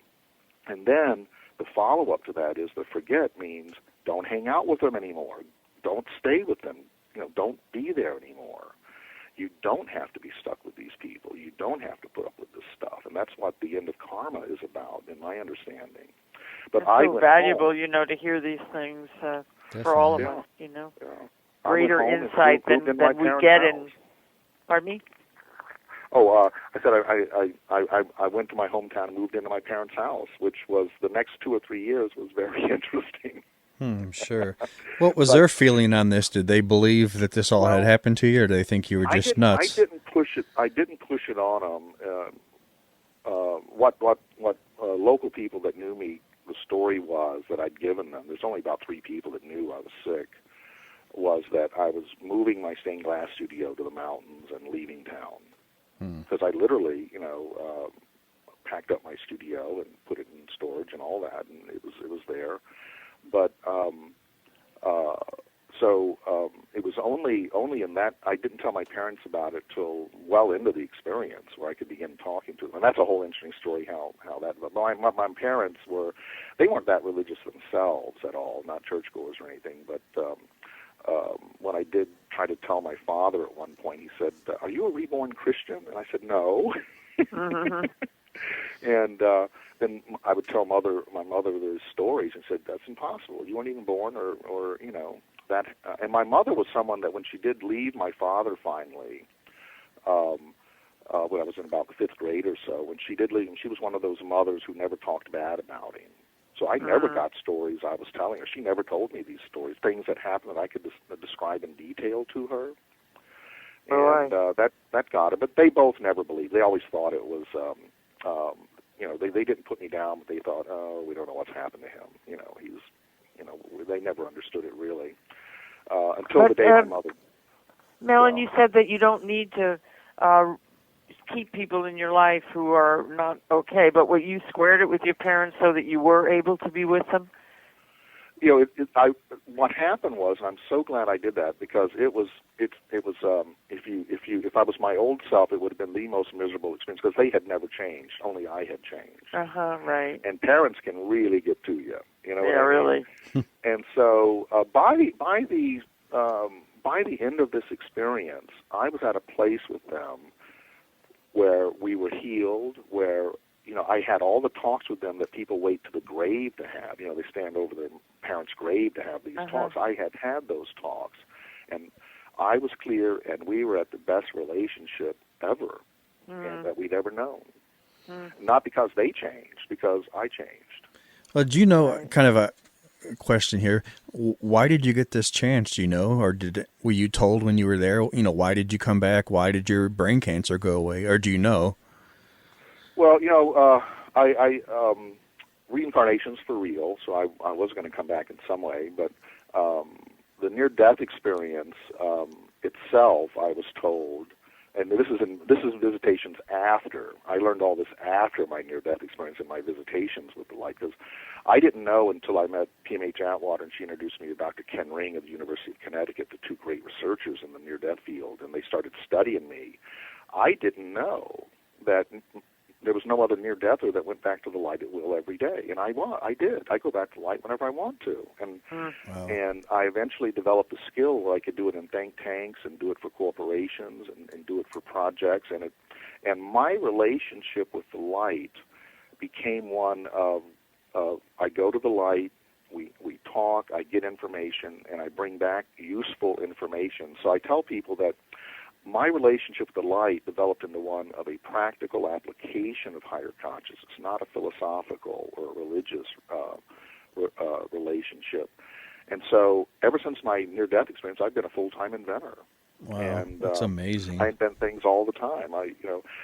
I've been very lucky and blessed to have been involved in projects along the way. I have patents, and I have patents in my name, and I've invented and patents for other companies and corporations, and I have been tested to be able to invent on cue. Give me a subject, I'll invent something for you.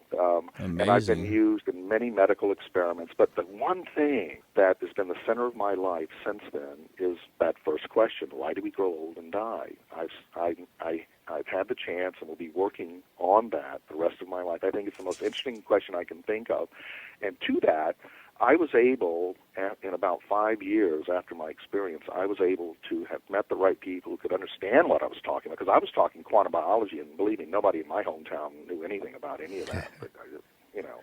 But when I met the right people, like Bruce Lipton's and Glenn Rhines and all of these kind of people, they knew what I was talking about, and that's when research began, in earnest. And I have developed many inventions now dealing with this electrons and lights to regenerate the human body. And I've developed equipment for a good number of corporations, and this equipment's being used around the world, including imaging technologies. But healing people with light is not a woo-woo thing. It's for real.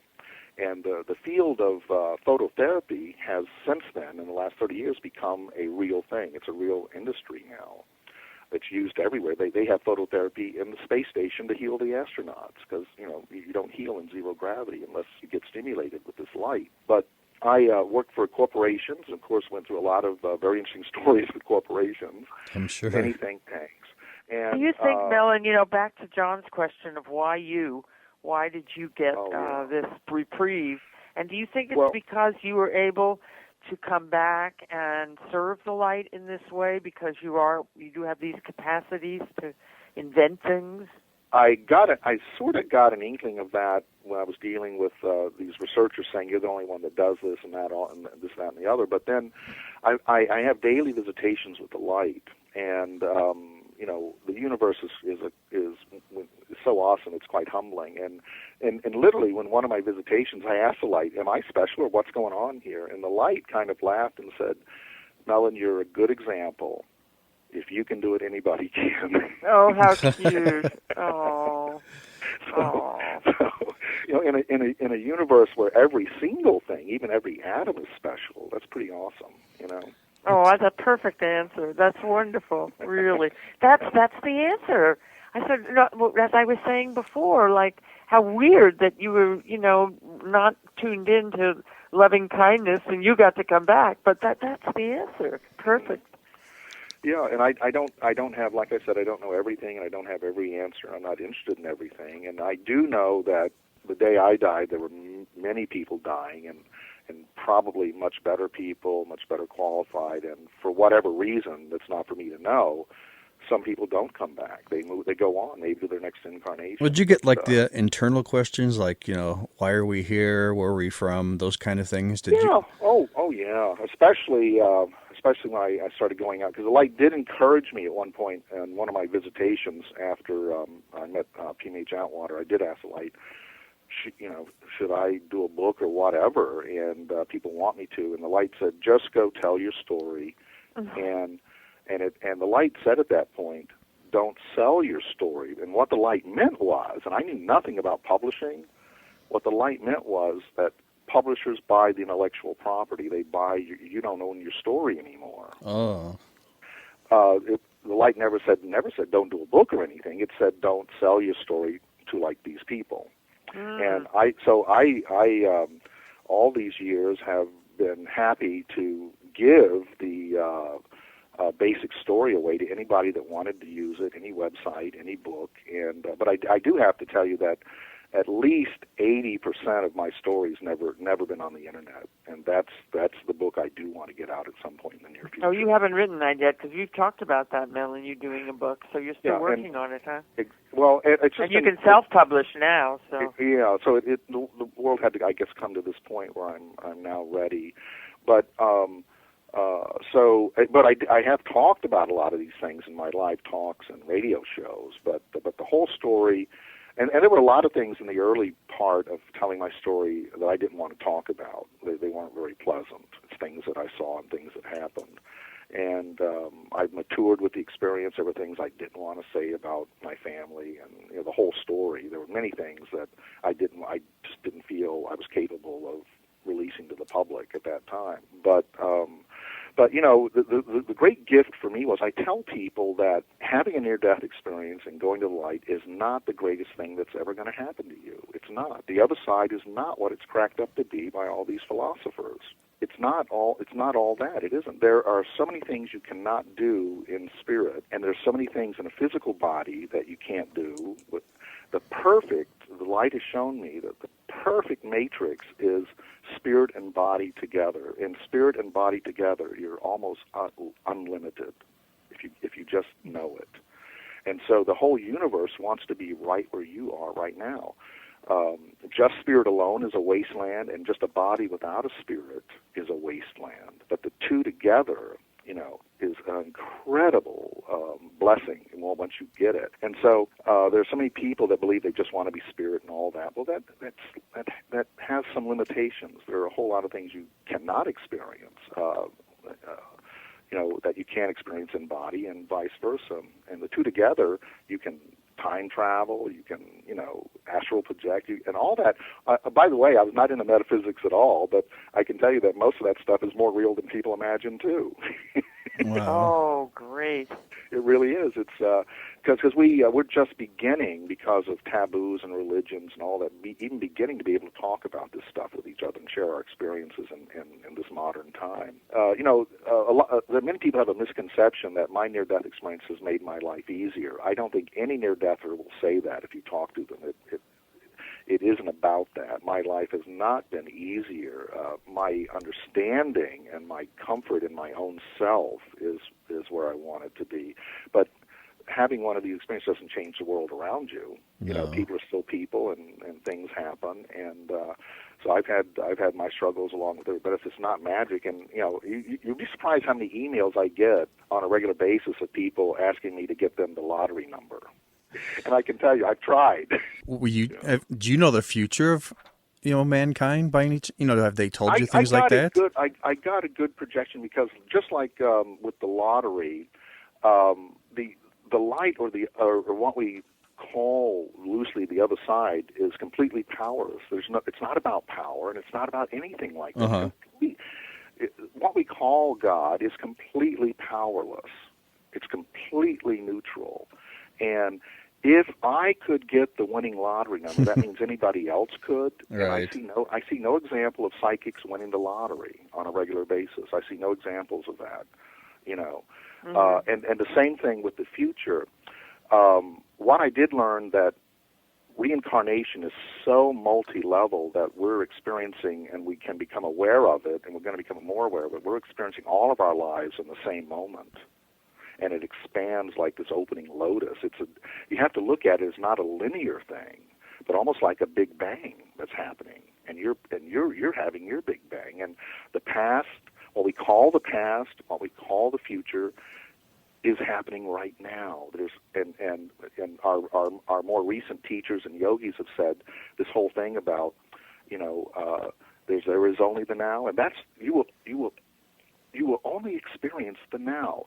You will have an inkling of past memory. You will have inklings of the future, which we are projecting and making happen. And it's all intertwined, happening at the same time. So if you want to look into the future, the light taught me, you have to look at the mass potential of everything that's going on, personally in your life or in the world.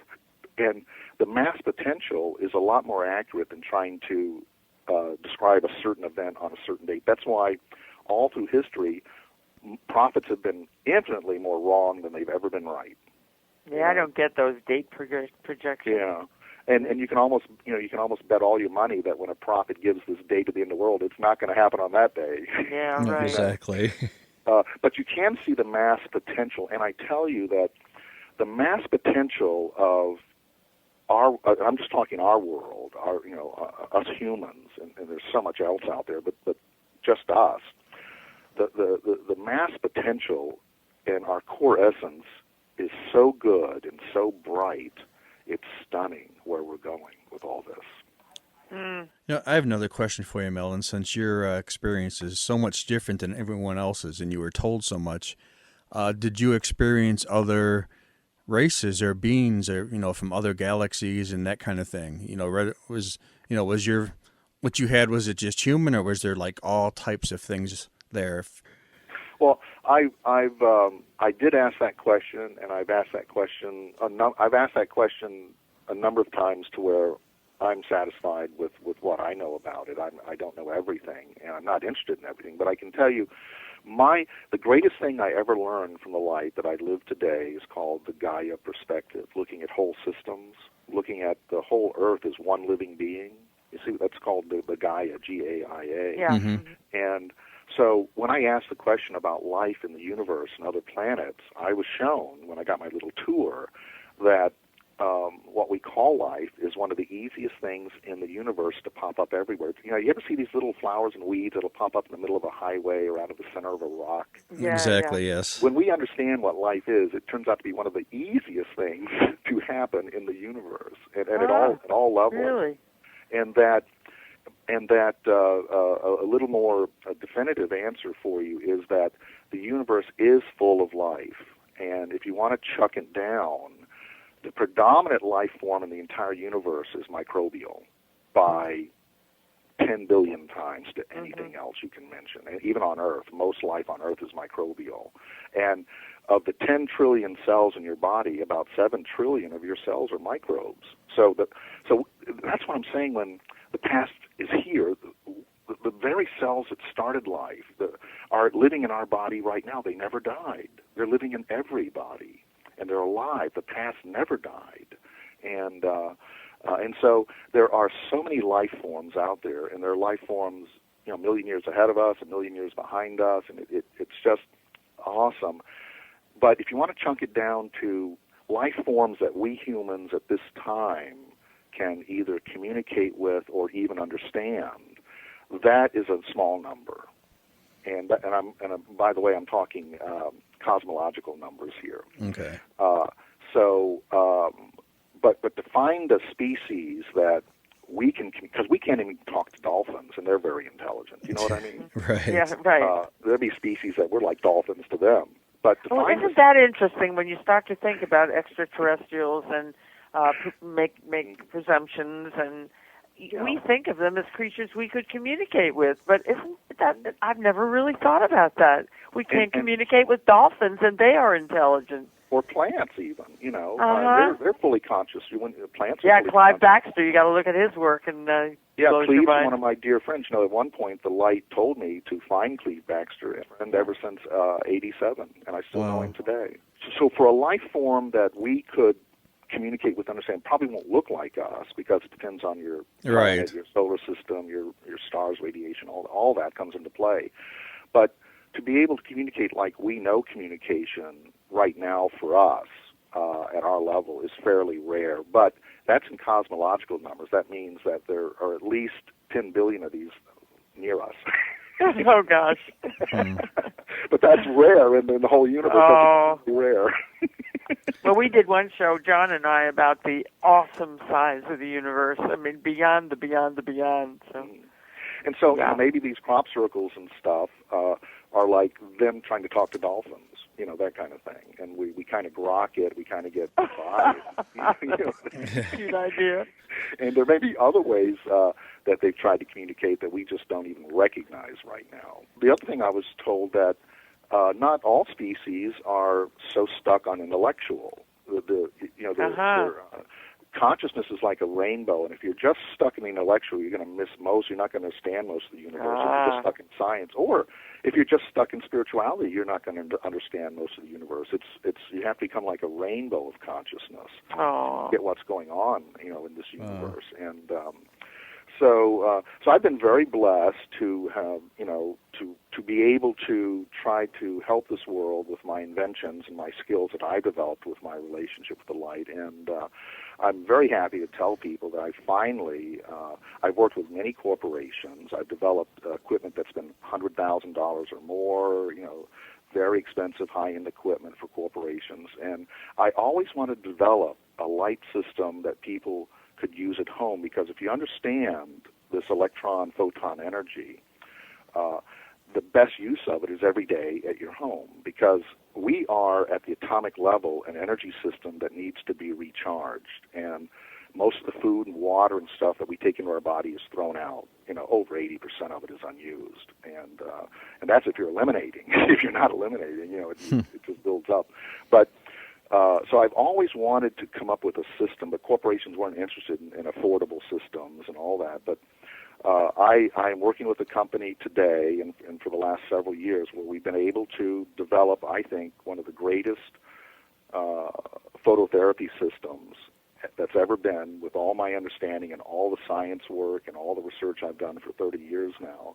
And if people want to know about that, they can go to a website called lighthealthresearch.com. And I want you to look at this. It's called the Dream Spa. And what it can do for you, and there's several free webinars on the website. And in fact, if people, I hope I can throw this in, if people want to order one, just on the website mention radio, and you'll get a Mellen Thomas discount. Oh, okay. Mention radio. I'll put a direct link on the site for you. But this is the practical application of all the other work I've ever done, being able to get it to your home so that you can use it and travel. You can take it with you. Because what these two beings on the other side explained to me was, and especially Walter Russell, is that we are nuclear systems, and we need to feed the nuclear system. And everything we eat, drink, everything that we do, your body tries to get the electrons out of it. And we live on what's called ATP, basically. Everything that we know as life, from bacteria to human beings, lives on electrons. And if that process stopped, you wouldn't be alive for 5 minutes. And so you can look at phototherapy. Yes, it does all the anti-aging stuff. That's because it replenishes your nuclear system. But it's like a battery charger for the human body, and we can get you to regenerate faster than you're degenerating, and that was the answer to my question on the other side. Well, that's cool. Well, you were working on that. You just had your prototype when I was at that Hawaii conference with you. Yeah, I was just beginning to get out on my own. It was very exciting, and everybody there was very excited about it. And John, the headquarters for it's in Chicago. You can go over and get a free session. Well, there you go. I'll have to talk to you about that. And so, you're going to be in Chicago in the near future too, didn't you say off air? We're going to do a big thing because the what I do now, and Suzanne was actually present at the first time I ever did this. Remember Sedona, Suzanne? Right. I did my first real Gaia talk, and that was back in 2010. Mm-hmm. That has evolved because up till now, I'm someone that never thought I had a mission. The light was my friend. I never felt compelled to put out a book. I didn't feel I had to save the world. And this was my friend, and I have this great relationship. And I never felt I had a mission. And but it was in Sedona, and I don't know if I ever told you the story. It was in Sedona after I did that Gaia little talk I did, which has become something quite very cool now. It was in Sedona that in one of my visitations with the light, that the light reminded me that in my original near death in '82, in some of the conversations, I was told, it was explained to me that those of us that are living now on planet Earth right now are going to leave the largest legacy on planet Earth in the history of the entire world. And what will that legacy be? Will it be really? Good? Well, whether you know it or not, whether you want to participate in it or not, us living today, which is one of the largest populations the Earth has ever known, what we do and what we leave behind affects the entire future of planet Earth. So, and I was told that my work and what I guess you call planet work now, though the light didn't call it that, but my work or my legacy is what the light told me would begin in 25 or 30 years back then. And you know what? Wow. I totally forgot about it. Wow. That seemed like a long time ago. Yeah, right. And so I turned around one day, and the light says, "It's time." And I said, "For what? It's your legacy. It's your work time now." You know. And I said, "Well, what is it?" And the light said, "You're already doing it." And that became what I'm going to be doing in Chicago, and I'm going to be in New York City at the end of April with the Institute of Noetic Sciences doing. That's all I do now is this Gaia thing out in public. I do a multimedia presentation where I walk you through 4.5 billion years of Earth history from the point of view of the light. But basically, we're at a time in history where we have literally the most power we've ever had, the most freedom, the most abundance. And since 1975, we've been in a different world that has never existed, and that's something people haven't thought about. Since 1975, we have technically, and this has never happened in the history of the world before, since 1975 on, we have technically been able, which is the important part to remember, we can actually do it, not think about it. We have technically been at a level that we can clothe, feed, comfort, educate every human on Earth without destroying the planet. And everything changed. And that. So what was 75? Why was it that date? Well, 75 was really what people don't realize. That was the peak of baby boomers having babies, because although the population, what people don't realize, the population really isn't growing. We're hitting zero population growth in so many countries around the world now. We're not making nearly enough babies to sustain the population, and today. Really? Yeah, absolutely. Check it out. This is information, demographics. The light points me to go look at these things. The light gives me a lot of work to do. Yeah. But this is known. Advertising companies are looking at this now because it changes the whole world. So what's happening is that most everybody now is over 50 years old on planet Earth. Isn't that interesting? Wow. Where do you think the 50, 60-year-olds are going to be by 2060? They're going to reincarnated. Well, you can actually reincarnate with a smaller population because we're all one being. and you've heard of people with multiple personalities and walk-ins and all that kind of stuff. That's actually has a lot to do with the concepts of reincarnation, because you don't have there are many consciousness that we embody, and so you don't even have to die to reincarnate anymore. That's an old concept, and but so by 2060, what I talk about in my Gaia talk is, let's talk about 2012, but that's just a date we've picked. The real dates are going to be 2020, 2040, and 2060. And the world population is going to go down so fast by 2060, and not by aliens, comets, plagues, or conspiracies, just by age. And this is hitting all over the planet right now. You look at how many countries are at zero population growth. Really? So the future is very different than what we know now, but we peaked where we have the technologies and we have the technical ability to take care of everybody. And the future after 2060 is going to be very different. And we who are living now, that will be making the transition into our next incarnation, certainly by then for most of us, are going to leave a legacy. So you have to think about, what kind of a world am I leaving to come back to? It's interesting. You see? And also in dealing with your children, birds of a feather flock together. You do reincarnate in cluster groups based on mostly your issues. Your issues of dependence, of all the emotional issues we have are usually the magnetic thing that brings us back to certain groups and what we call certain families. That's all breaking up. But we are about to change. The whole world has changed. Most people haven't realized it. Remember when Einstein said that since we've split the atom, the world has changed completely? Oh, yeah. You see, it has, and he had only an inkling of it. And so so what we do with our lives, those of us that are 50, 60, and all that right now, that what we're doing with this time of our life, which the light calls the legacy time, we're doing and can do the most important work the planet has ever known. And that means we've got to be more active now, politically and every way active, because there's no reason we're letting idiots control the world. I thought we already did. I asked, I said, what's been the most trouble in the world? And the light said to me, kings, priests, thieves, and generals.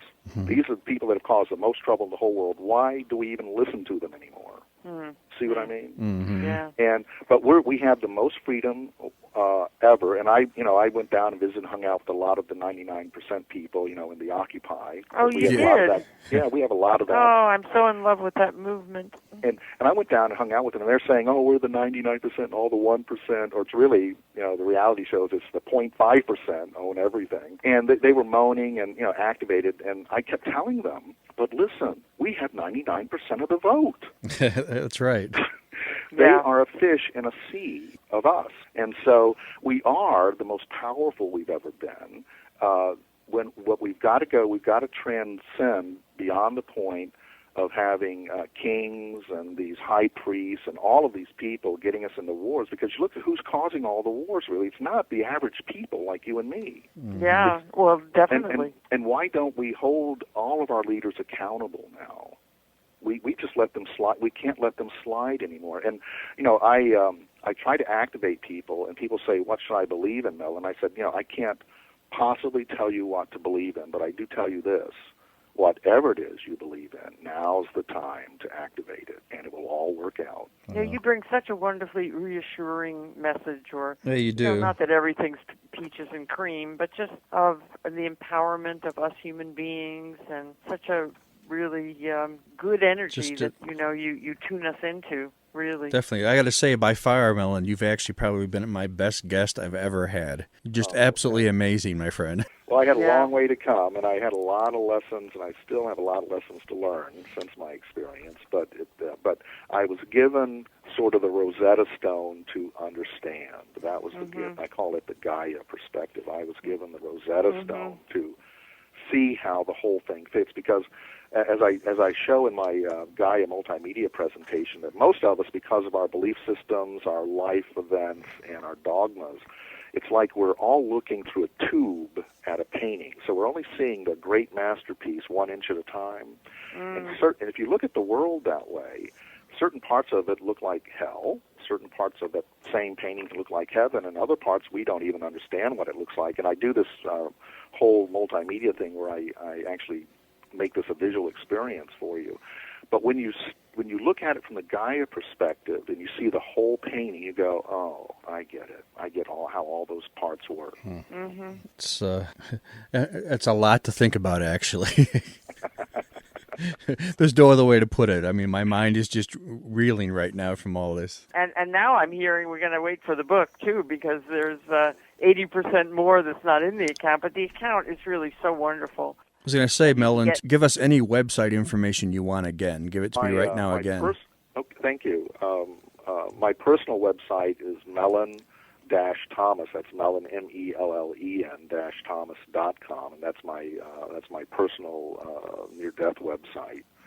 And then the fruit of my work and the fruit of my experience is the inventions and technologies, which is lighthealthresearch.com, where you can check out what I've been doing. And it's only recently, and I'm having my website upgraded now, it's only recently that I'm even going to show people all the stuff I've been doing, because I've worked with so many companies and there's so many inventions that people don't know I was on that project.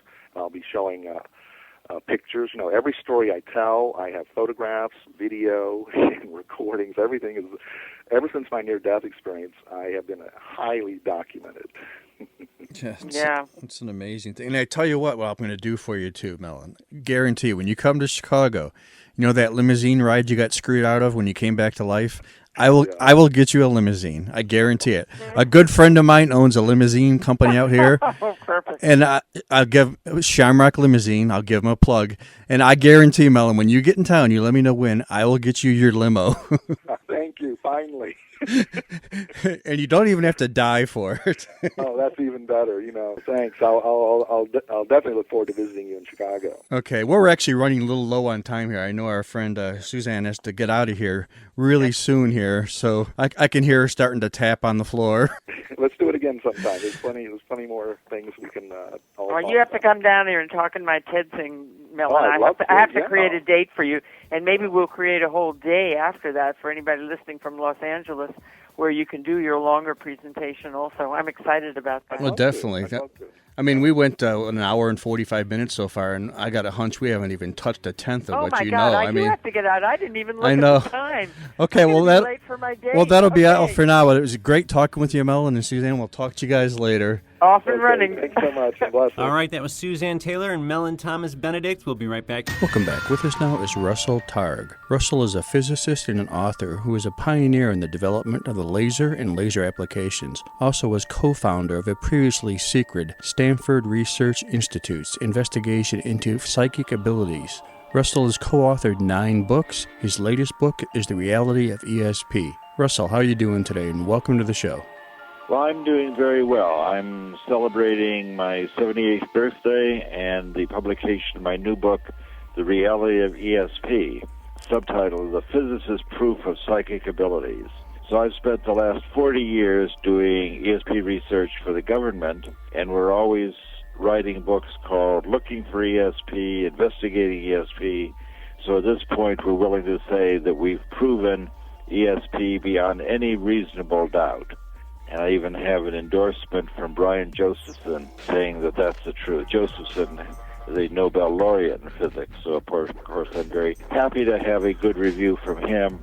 So we're saying now that it's unreasonable to doubt that there's something like psychic ability available to people who can quiet their mind. Exactly. I've always believed there was too. I've come from a bit of a psychic family. This is your 9th book that you've co-authored too, right? That's right. Looking at your bio here, I see that you were the pioneering in the development of the lasers, and then you got into ESP and remote viewing. Kind of a jump there. What actually got that? Have you always been interested in remote viewing and ESP and that type of thing? Well, as a college student, I was doing magic on the stage. Nothing that a child likes better than to fool adults, so I was doing mental magic. And I would often have the experience that I'm standing on stage with the light shining in my eyes, pretending to read somebody's mind, and I would have the experience of knowing more about that person than from the slip of paper that I had secretly read beforehand. Oh, okay. So I would be standing there and say, there's someone in the audience who's lost a dog. And of course, I know someone's lost a dog because I've read this slip of paper previously. And woman will stand up and say, oh, yes, can you help me find my little dog? Which I, of course, cannot do. But I sometimes have a picture of that woman's house. So I'm saying, do you have a white frame house with a tree in the front? When you walk in the house, you can walk up the stairs on the right, and your bedroom has a patchwork quilt on the bed. And of course, you'll be blown away. I don't do that every time, but sometimes I will get that visualization. And as a college student, it became obvious to me that some kind of psychic ability is available. And since I was a young scientist, it became more interesting for me to begin to read the technical literature of parapsychology and meet with J.B. Ryan at Duke University and begin to learn something about professional parapsychology. And at that point, I gave up running around doing magic on the stage and got interested in real magic. Fast forward 40 years, I'm now doing remote viewing workshops internationally, and I'll stand on the stage, and now I'm doing real magic. I'll tell people I have an interesting object in the box next to me here. Can you quiet your mind and describe the surprising images that come into your awareness? And most of the people will do pretty well, and some of them will do excellently. So the secret in teaching people how to get in touch with the part of their awareness that's psychic is to give them a task that they can do. For example, if I tell you that I've got an object that needs a description, and I'll ask you to describe the surprising things that pop into your awareness, you can do that. A very similar sounding task would be, I've got a box here, can you tell me what's in it? And that you generally cannot do. And the secret here is that psychic ability is a non-analytic ability, that you can describe shapes, sizes, colors, textures, all quite accurately, and draw a nice picture of the shape of the object.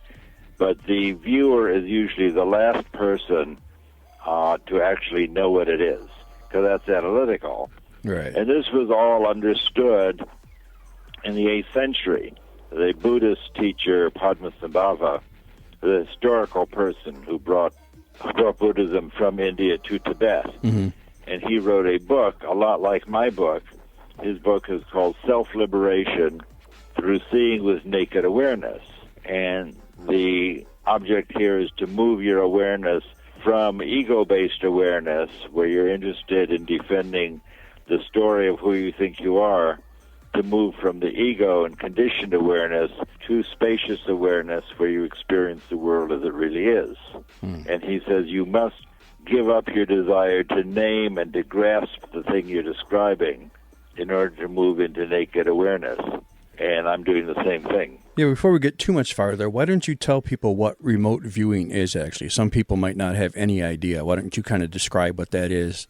Remote viewing is a kind of psychic ability that we explored at Stanford Research Institute for 20 years in a secret program for the U.S. government. So the government supported us at Stanford in California to learn how to teach people to get in touch with their psychic ability. And remote viewing is the ability we have to describe and experience things that are hidden from us by space or time. That is, we would sit in our lab in California and describe a Soviet weapon factory in Siberia, or the American hostages in Iran, or a Chinese atomic bomb test in Mongolia, or find a American general kidnapped in Italy, or a downed airplane in Africa. So when I say that psychic ability is a non-local ability, what I mean is that remote viewing is not at all degraded by looking further and further into the distance. It's no harder to describe a downed airplane in Africa than it is where somebody is hiding in Northern California. So that's why we call it non-local. And non-locality is a hot topic in modern physics. Mm-hmm.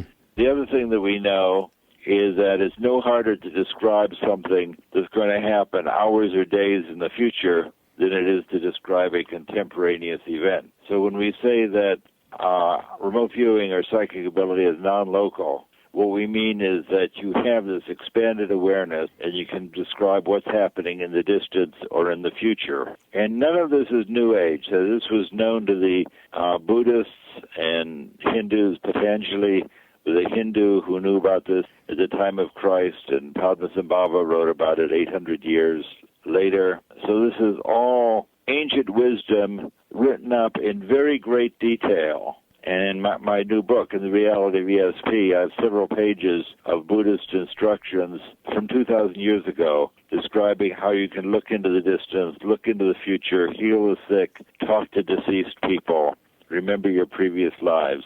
And the reason you can remember your previous life is there's no time. Time is an illusion.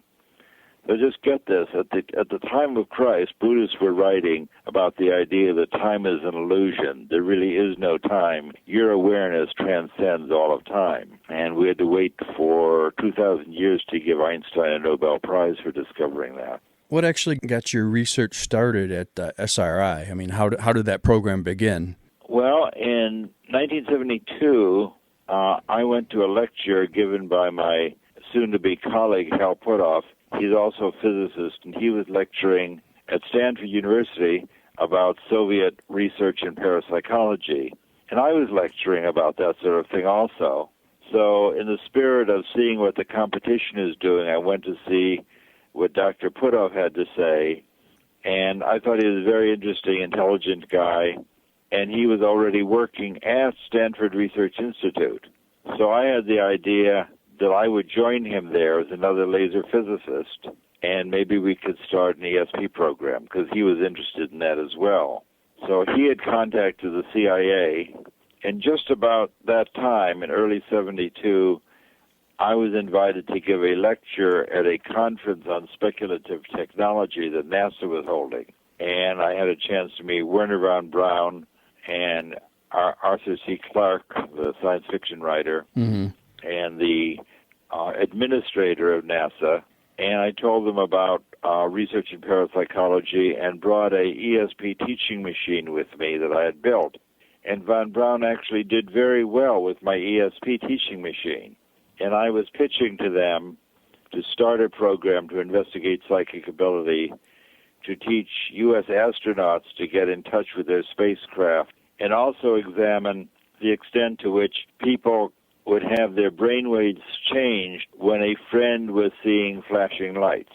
That's an experiment that had been done a decade before, published in Science magazine, and I wanted to replicate that. So that shows physiological ESP. Was that the one that involved the twins or whatever? When one twin saw the light, the other twin's brain registered it? Yes, indeed. Okay. The experiment that was published was done with twins, but I had the idea that friends would do okay. And in fact, a couple of years later, cutting to the chase, we did get the money from NASA. Von Braun urged them to go ahead and give us some money, and working with my good friend Hella Hammond, who's a very psychic photographer, when I would have lights flashed in my eyes, her brainwaves would change systematically.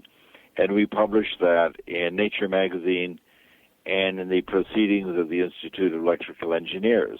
So that was one of the strong experiments that doesn't require anybody to guess anything. She could sit in her electrically shielded room, and I would experience the annoying light flash. And when I saw the light flash, her brainwaves would change. Wow, that's even cool. though we were 100 feet away and she was electrically shielded. So I came to Stanford Research Institute with money from NASA.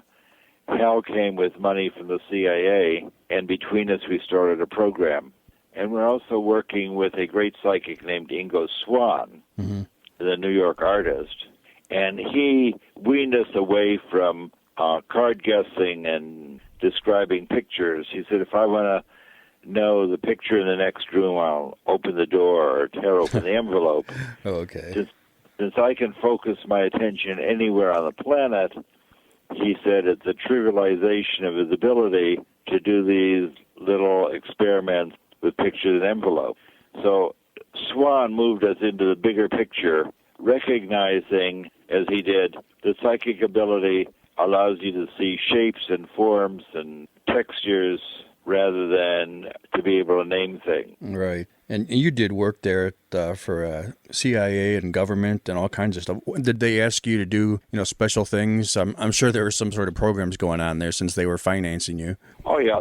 One of the first programs we had, Hal and I visited the director of intelligence at the CIA and told him about our psychic hide-and-go-seek. Our first experiment, we would have Ingo Swan or Hella Hammond or another psychic we had, Pat Price, was a psychic policeman. So we had an artist, a photographer, and a policeman who are three great psychics. And we did experiments where the head of our lab director, or a government scientist, would go and hide with one of our researchers, go to some randomly chosen interesting place in the San Francisco Bay Area. So I would be sitting with you, who's the psychic of the day, and I would say, okay, it's 2 o'clock now, John. My colleague Hal Putoff has been kidnapped and taken to some place. I want you to close your eyes and quiet your mind and describe the images that come to mind with regard to where Hal is. And that's quite easy to do. And just keep in mind, if I said, where has Hal gone now? There's a child's program. Where in the world is Carmen Santiago? Right. That experiment is impossible. If I say, Hal's been taken somewhere, tell me where he is, as you recognize now, that's an analytical task. You can't tell me where he is, but you can describe the shapes and the feeling and the smells where he is. And later on, somebody who's familiar with the Bay Area will be able to recognize, well, you said that you see a place where you can smell the bay, and there's small sailboats with their masts swinging in the breeze, and it's near a Chinese restaurant, and you see birds sitting on the pilings. You would have the idea that that's probably a nearby marina. Right. And that would be the right answer. But you wouldn't, as a psychic, you would not be able to say they've gone to the Redwood City Marina or the San Francisco harbor. Now, that information is not available to you because that's analytical, but you have no trouble at all describing the shapes and the forms. That there are little boats there and a restaurant and birds hanging around. That's all available to you. So you just get little bits of it, and somebody else kind of puts it together. Is that what it is? That's right. It's like the famous trip to the Oracle at Delphi. The Oracle at Delphi would describe her impressions of what was going on, and then the priest would try and turn that into an answer that correspond what the customer really wanted to know. So if you read Herodotus describing the procedure at the Oracle of Delphi, it sounds just like SRI. Mm. The psychic is somewhat intoxicated with fumes coming from a crevasse in the earth, which we did not do, but she would say whatever her stream of consciousness was, and the priest would then turn that into a report in hexameter verse and give it to the customer. Just like we would take the comments that Hella Hammond made about where someone was hiding, we would try and evaluate that and write it up in a report and give it to our customer. That's interesting. What type of, working with the government, what did they want you to do? I mean, like going to, during the Cold War times, going to Soviet Russia and describe programs or things you see, that kind of stuff? That's all that stuff we've heard in the movies is all reality, isn't it? We were the real X-Files. Right. And it's a 23-year program worth about $25 million. So in a way, one of the most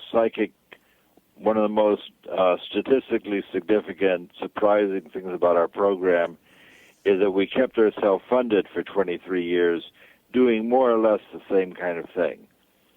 So when we went to John McMahon, who's the director of the CIA, we told him about our psychic hide-and-go-seek that worked quite well. Mm-hmm.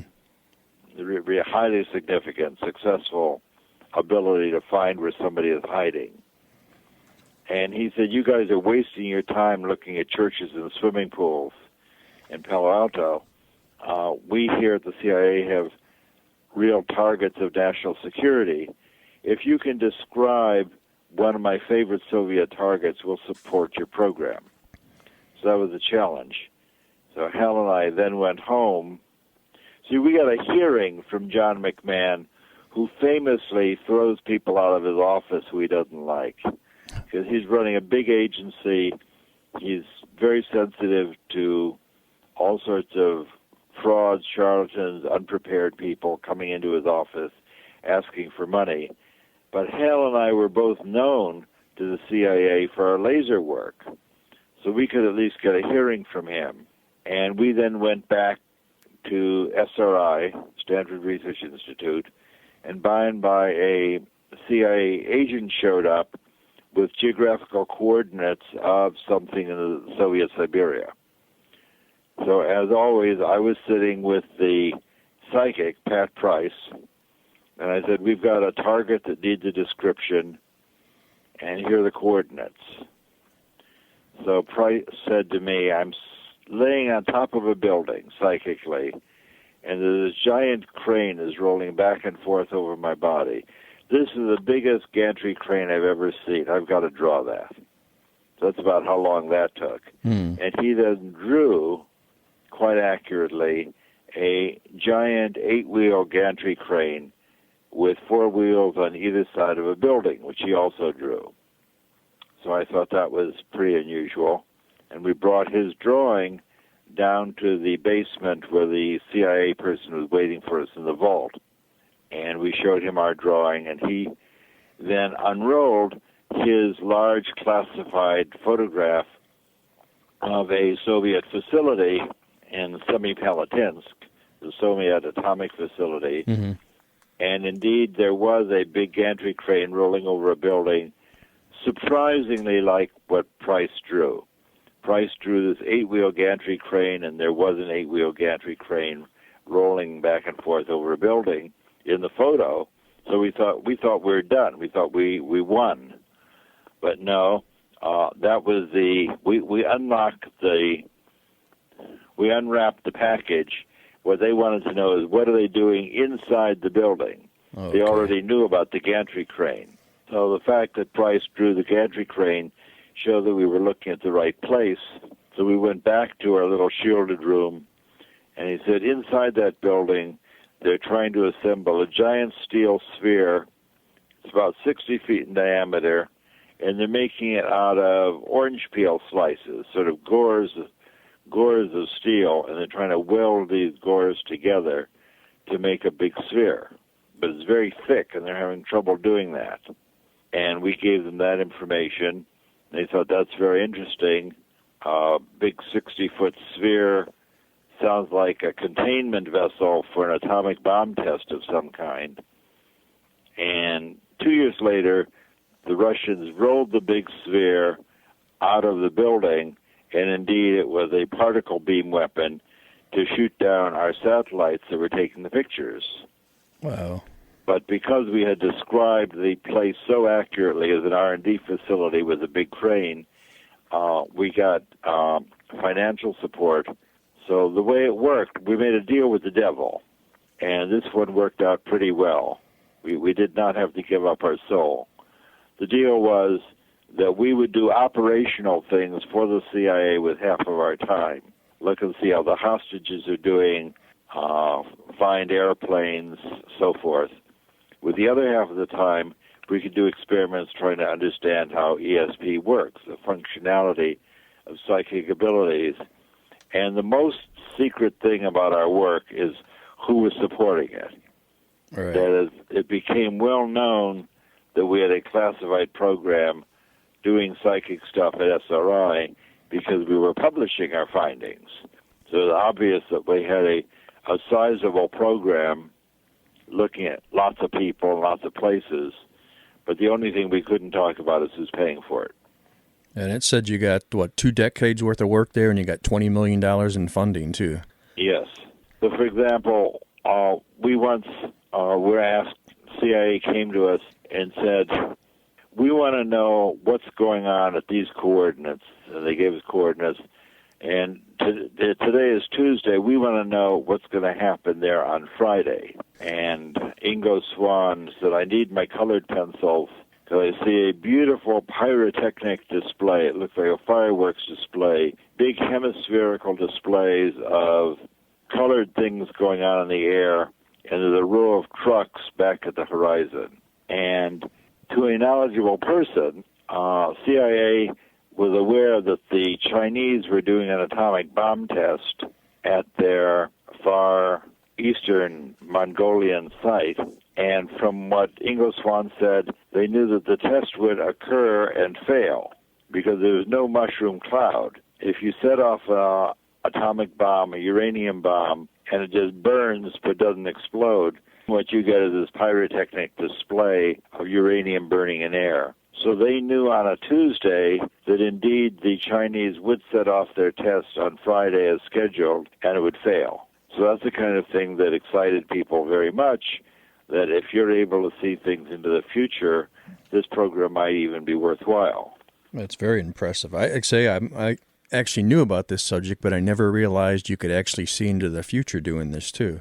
Oh, to jump ahead, I left the program in 1982 as it became more and more classified and people began to turn the screws on us and not let us publish. I grew up in publishing. My father was the editor-in-chief of G.P. Putnam's, so I spent my whole life watching people publish books. And I had written a book with Puthoff in 1977 called Mind Reach, and I was ready to write another book about the following 5 years' work, and they wouldn't let me. So I quit the program at that point, and I wanted to write up. You see, by that time we had learned quite a lot about how to teach people to do psychic abilities. Mm-hmm. So I left in 82, and one of the things that we did in 82 is set up a program to forecast changes in the silver commodity market. Okay. So with the idea that we're limited in what we could say about spying on the Russians, but if we could make some money in the market, people might pay attention to us. So we decided to forecast the silver market. And unfortunately, you can't read the numbers on the big board at the commodity exchange, because you can't do analytical things.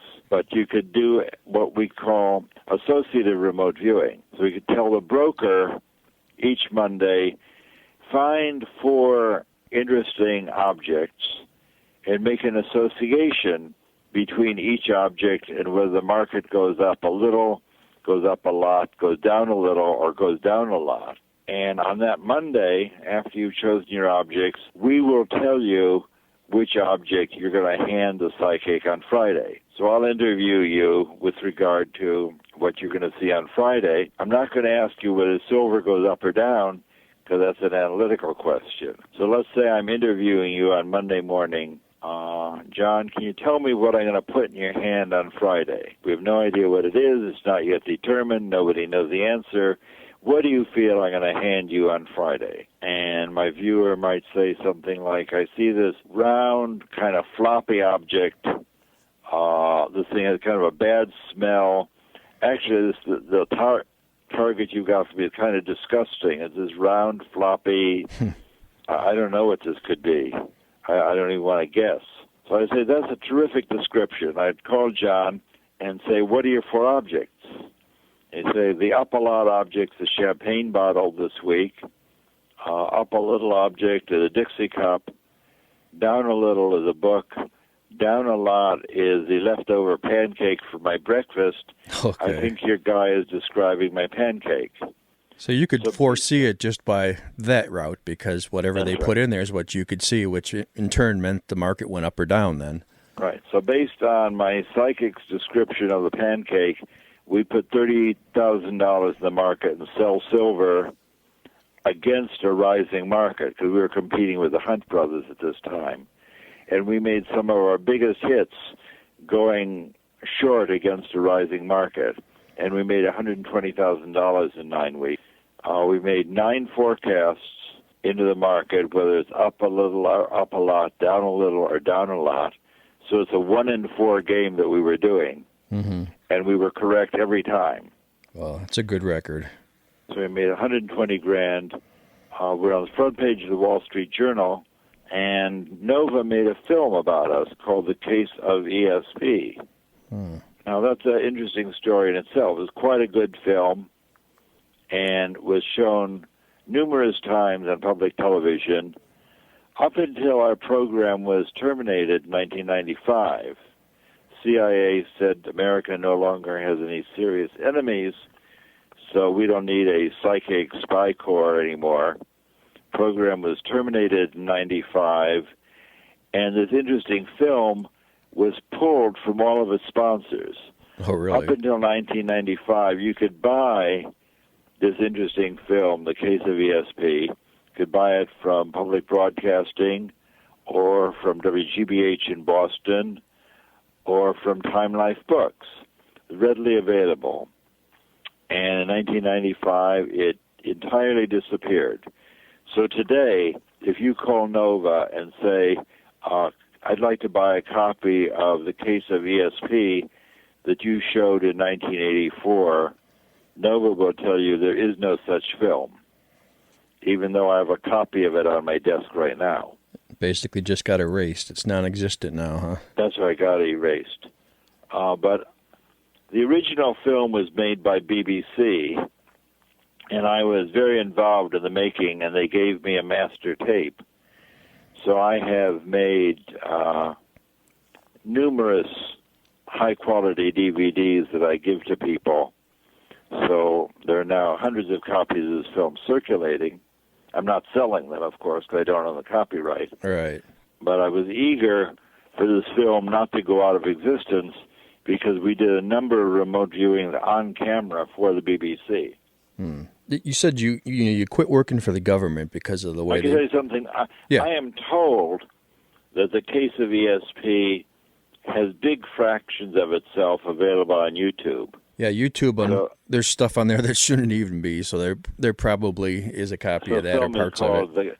The Case of ESP, and if you want to see what we're doing, you could look there. And I have big pieces of that on my website is espresearch.com. And we'll put a link on the show page for you, too. Yeah, www.espresearch.com. And I show some of the real-time remote viewing that we did for the BBC. It was a typical experiment. BBC would go hide with one producer someplace in San Francisco, and it turned out that they had 6 possible sites. They got to San Francisco, and they threw a die on the pavement and went to one of the targets. Meanwhile, in my home, I was working with Hella Hamid, and another crew was filming Hella as she described where the other people had gone to hide, and that was extremely successful. Is there any explanation on why this video was removed or disappeared? No. It's like in Argentina where people just disappear. You don't know where they went. You don't know why they were taken. They're just gone. Don't ask. I'm going to do research in this one when we're done talking tonight. I wrote it down so I can look it up. Yeah, I don't know why it was pulled, because it was made by the BBC. BBC knows about it. I called BBC. I was once thinking about selling the film, but they wanted way too much money because they wanted to remake a master. They said, although I had a so-called 3/4-inch submaster that was not up to their standards for commercial stuff, so they wanted $10,000 to make a new commercial master, and I wasn't interested in that. I was interested in people having it. I didn't want to sell it commercially because that would be too expensive. Right. So I'm just giving it away. Of course, then again, if it disappeared once, it could disappear twice. If they went through all that and had it remastered, it might be taken away again. That's right. What have you worked with? I know you worked with the governments, but how about local police, FBI, and that kind of thing? Have you done work with them? Yeah, as a matter of fact, shortly after our program got started, we began in 1972. In 1974, Patricia Hearst was kidnapped. And I'm always shocked when I was lecturing at Stanford a few months ago to a group of graduate students in psychology, and nobody had ever heard of Patricia Hearst. Well, Patricia Hearst was the daughter of William Randolph Hearst, publisher of the San Francisco Examiner, who's one of the wealthiest families in Northern California. She was a 18-year-old undergraduate at University of California in Berkeley, and some local terrorists kidnapped her. Organization called the Symbionese Liberation Army kidnapped her, and they wanted the Hearst Company to provide food for homeless people in the Bay Area. So that's what they wanted to do. What the police wanted to do is find the heiress, and they had no way to do that. So they were so desperate, they came to the psychic community at SRI and asked if we could help. And we said, as a matter of fact, that's just what we're especially good at doing. So my colleague, Hal Putoff, and I, and the psychic policeman, Pat Price, three of us drove to Berkeley to talk to the detectives. And one of the detectives stood up and said, we have some questions we want to ask you. And Pat Price, with a no-nonsense Irishman, said, let me tell you how we're going to do this. Just give me your mug book, and I'll tell you who the ringleader is.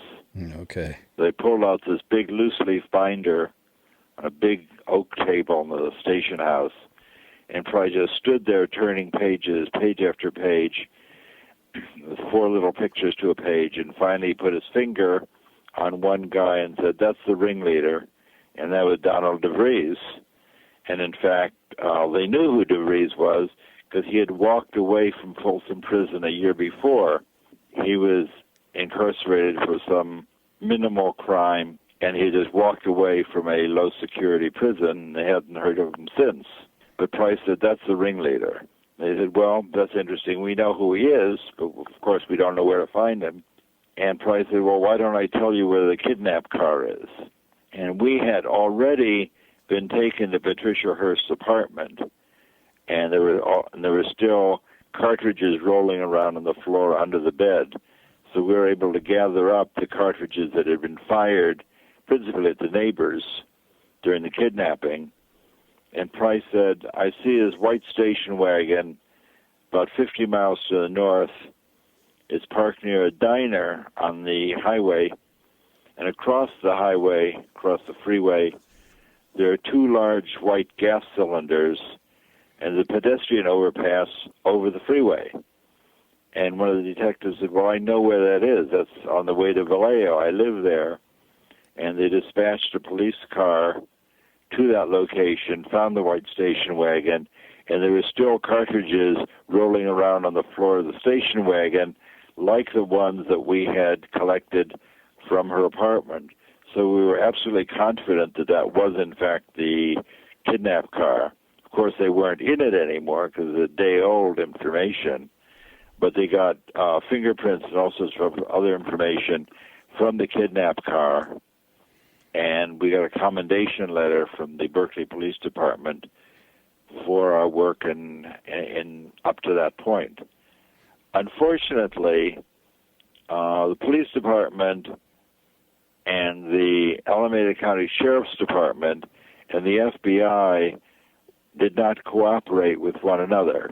These 3 investigative entities, each of whom wanted the privilege of finding the heiress, so they wouldn't share any information. And as we all know, that she wasn't found. She escaped from Northern California and went to Los Angeles. All right. It's very, very much like the 9/11 situation, where the CIA and the NSA knew the names of 2 terrorists who had come. I don't remember where they had come from. Probably from Afghanistan. Yeah.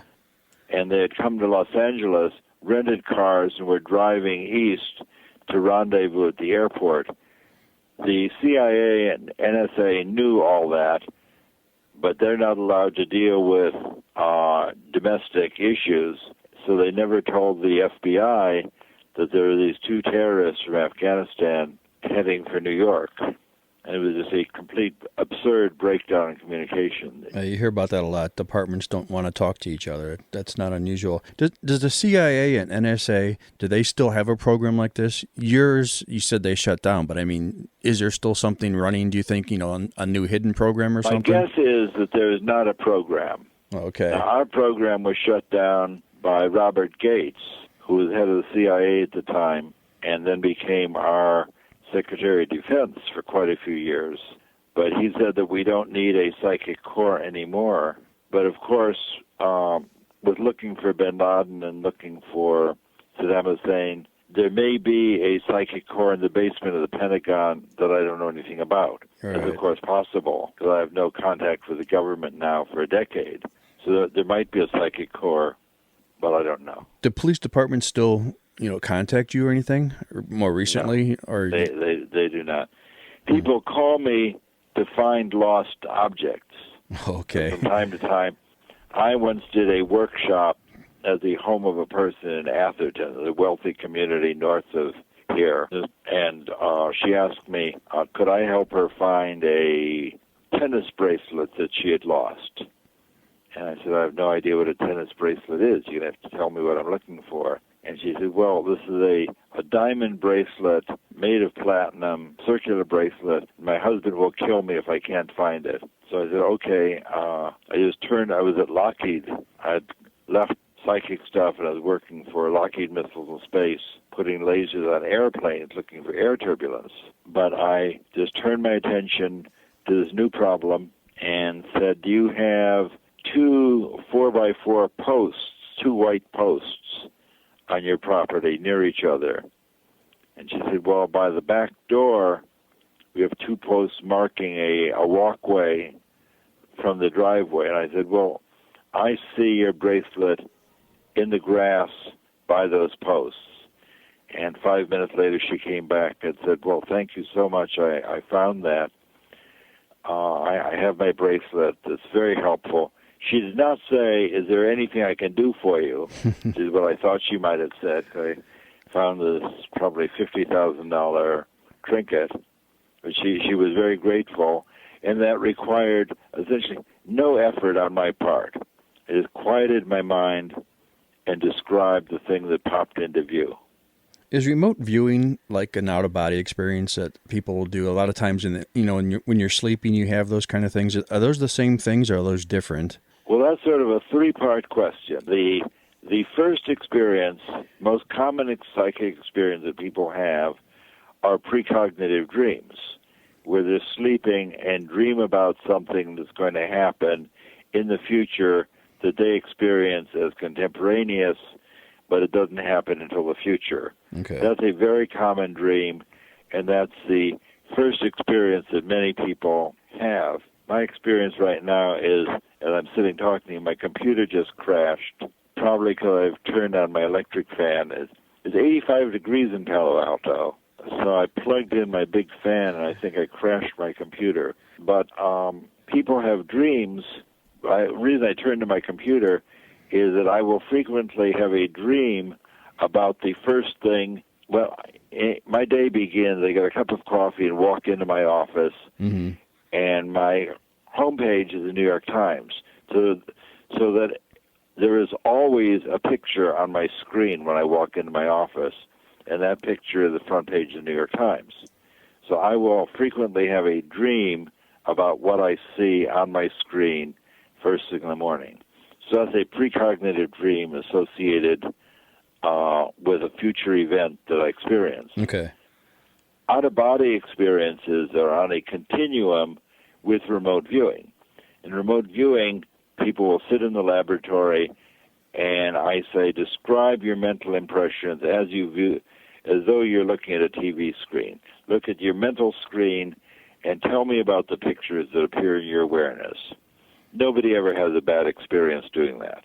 With a out-of-body experience, you bring your emotionality, sensitivity, sexuality, whatever you're comfortable with, to interact with a scene or a person far away. Now, as you're interacting with your emotionality and so forth with this distant situation, you can get in a surprising or frightening situation. and we weren't equipped to deal with that. My partner and I were physicists, and we were concerned that we would have somebody come back to our management and say, Russell's interviewing me, and he separated my consciousness from my body, and I can't get myself put back together. That's all you need. That would have been the end of our program. Yeah, you're not allowed to destroy people.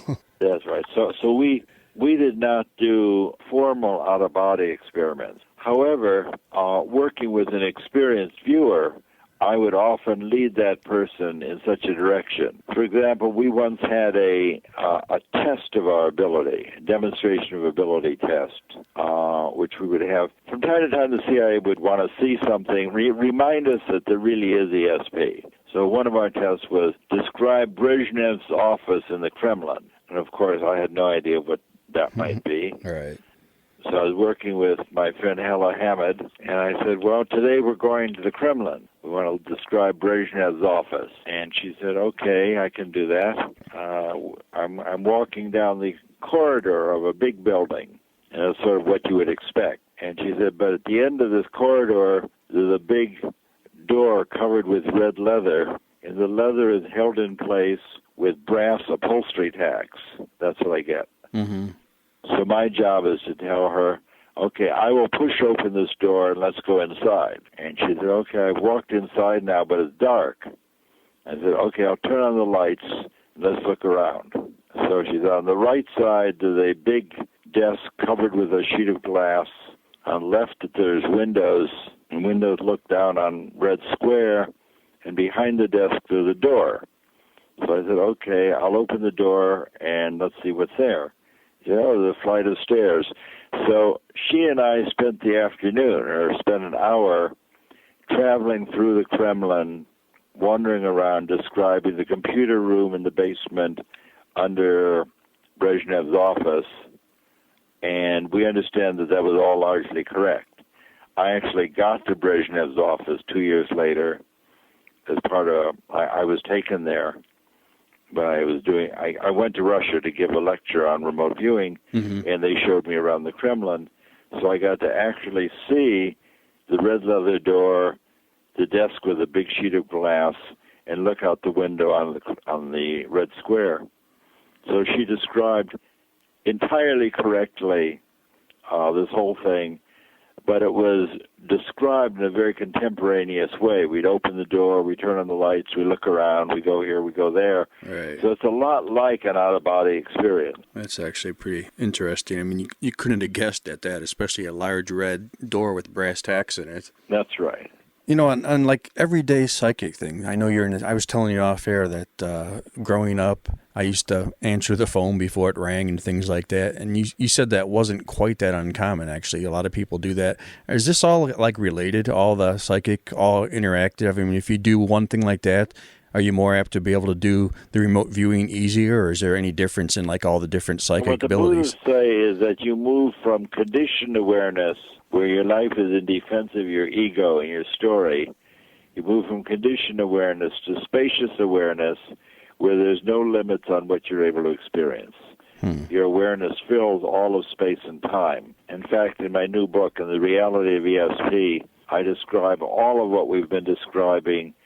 And in addition, I tell people how to develop their own psychic abilities. Because remote viewing is quite easy to do, and what I invite people to do is to find a partner who will bring you interesting little objects in a bag, and you can learn to separate your mental noise and other distractions from the psychic signal. Why didn't you say that actually remote viewing is reasonably easy to do and we all have the potential to do it? That's absolutely correct. Something else, actually, another weird thing. When I was younger, you ever hear that thing where you hold the deck of cards and you run your finger across it and, you can feel an ace or something? You familiar with that? It's not really a trick, but you familiar with that one? I do want to comment on your... Oh, go ahead. That's harder to do. That's a kind of analytical task. The other thing you mentioned is that you know who's going to call you. Oh, right. An English researcher, Rupert Sheldrake, has done an experiment like that extensively and published it, where he had quite a number of people participating, and each person would give him the names of people that they're very familiar with. Right. and he would then randomly choose one of those 4 people and have that person make a phone call. But before his subject could pick up the phone, this is all videotaped, a very fancy experiment. Mm-hmm. He would have a friend call the subject, but before the subject picked up the phone rang, and Sheldrake would say, okay, someone is calling, who is that? And they were, because there are 4 different people, it could be one of 4 people, and you expect a 25% hit rate, but these people were 50% correct or even more. So it's a highly significant experiment. That is, some of the people in his group were really very, very good at guessing who's on the other end of the line. And it's a well-controlled experiment with surveillance, so there's no cell phone leakage or no prearrangement. Right. So people do have the impression that they know who's calling, and that impression is frequently correct. This is a nice experiment that Sheldrake did. Well, I found out when it used to happen to me is, if I wasn't paying attention, it would happen. But if, like, somebody would be under pressure, they're like, okay, who's this? And the next phone call, I couldn't usually do it, but I could do it when I wasn't trying. Is that a normal occurrence? If you don't try, you can? That's right. In these experiments that I'm describing at Stanford Research Institute, we would have a cool-down period. We would explain to people what we expected of them. And what we expected is for them to just be quiet, and I made it easy. It was kind of psychic hide-and-go-seek. And I was the interviewer for the first decade of experiments, as though I had a job.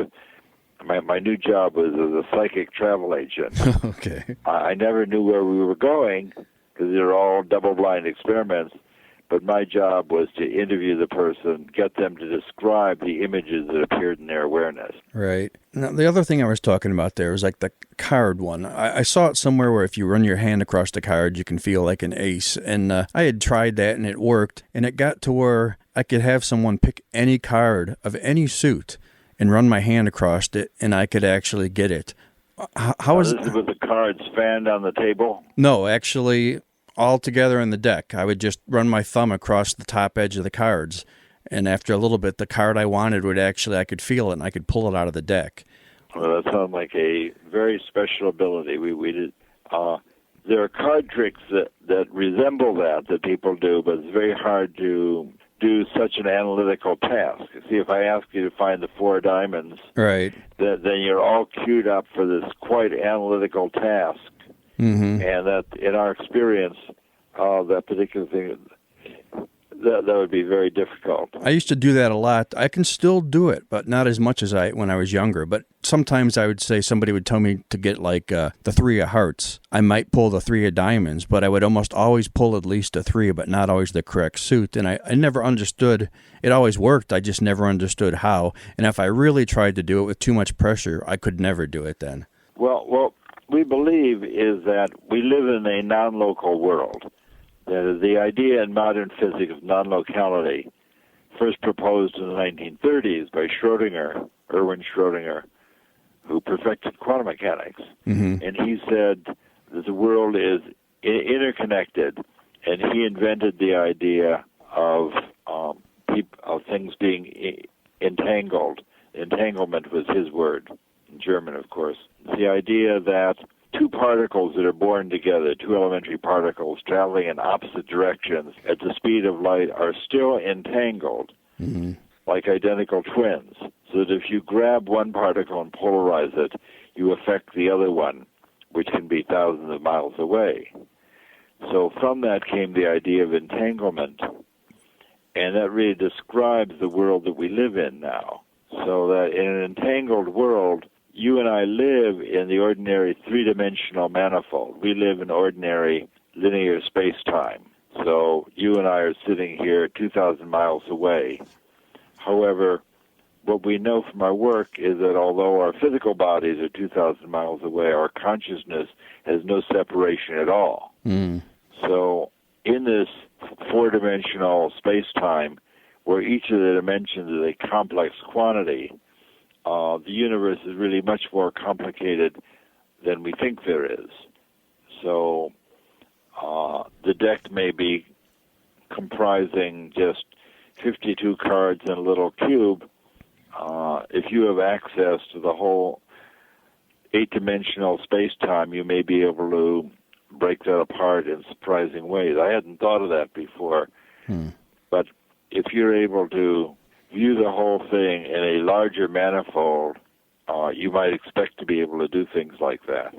I never really thought too much of it when I did it. It was kind of almost like a party trick. I never quite understood it, but I used to be able to do it pretty well all the time. I originally found out I could do that because I'd play blackjack with my father when I was young, and I was telling him not to pick up cards. It was I didn't realize I was doing it until he mentioned it once. I'd be like, "Oh, don't pick that one up. That'll be too much." And I was reading the cards, and that's kind of where I first learned that I could do some things like that. It's very interesting. I have to get up there to California and visit with you now. I'll be very happy to see you. So I'm happy for this opportunity to tell you what we've been up to. You can see into the future. You can see into the distance. You can make money in the stock market. You can find your car keys. But the most important use of psychic abilities, in my opinion, is to discover who you are. After a decade or two of doing this, it becomes obvious to me that you couldn't possibly be just a physical body, because your awareness and your experience fills all of space-time. You can describe what's happening in Russia or Chicago or New York. So your awareness is not limited to your ordinary physical body. So there's got to be more to you than the meat and potatoes that is just sitting in the chair. So the reason that I'm running around still teaching people to do psychic remote viewing is that I'm helping people to get in touch with the part of themselves that's psychic, in touch with their psychic awareness. And that's easy to learn, and people are very eager to get in touch with that. So if you want to know more about that, please take a look at my website, which is espresearch.com, or my brand new book called The Reality of ESP, A Physicist's Proof of Psychic Abilities. I'm very happy to have the chance to chat with you today. And we'll put both those links right on our site, too, with the show for you. Anything else you'd like to say in closing? No, I'm just encourage people to get in touch with their psychic selves and incorporate that into their lives. There's both there's a scientific and a spiritual part to this, and both of them are worth exploring. Well, Russell, I want to thank you again for coming on the show, and it's been a fascinating talk. We certainly are going to have to make some time to have you on again. Thank you. Good. Thank you very much. We'll be right back after this break. On the phone, we have Linda Godfrey. Welcome to the show, Linda. Hello. I'm really pleased to be here. We're very happy to have you here. Like I was telling you off air, I posted on Facebook I'd be talking with you with an amazing response. So you've got a lot of fans out there. Do you want to tell us a little bit about yourself and your amazing research for people that don't know what you do? Well, I guess many people consider me a foremost authority on the offbeat topic of unknown upright canines, often referred to as werewolves. I prefer the term man-wolves or wolf-men or even dog-men to that one. But I've been researching and tracking these things and listing reports for 20 years now. It all goes back to the early 1990s when I started as a newspaper reporter for a southeastern Wisconsin newspaper known as The Week. And, you know, sometimes it just seems like it's in the stars that these things are going to happen to you, because I had absolutely no ambition to become involved in the field of cryptozoology or to study things that looked like werewolves. I didn't even really believe that such a thing existed. But when, you know, in my own hometown, it always starts in your own backyard. Exactly. You know, and in my own hometown, somebody tipped me off that people who walked or rode or lived around a 2-mile country lane outside of Elkhorn, Wisconsin, known as Bray Road, were reporting seeing something that reminded them of a werewolf, because it was a shaggy-haired creature that stood 6 to 7 feet tall, had a long muzzle, full set of canine teeth, pointed ears on top of its head. Its eyes glowed yellow or yellow-green in the headlights, which is a typical canine eye shine. The thing was that it walked or ran on its hind legs, and it also was seen using its paws in ways that you wouldn't expect a canine to. For instance, holding up a piece of roadkill to its mouth rather than, just bending over and chowing down like you'd expect a canine to do, or carrying chunks of roadkill in its forelimbs as it ran on its hind legs, things like that. So I laughed, as I'm sure everybody did. It just sounded so outrageous. And in my own, Elkhorn's the county seat of Walworth County, but it's not a very big town. And, so the rumor was spreading pretty quickly. Well, I found out that the people who were reporting this were calling the county animal control officer and saying, I saw this thing. I don't know what it was, but if there was such a thing as a werewolf, this is probably what it would look like.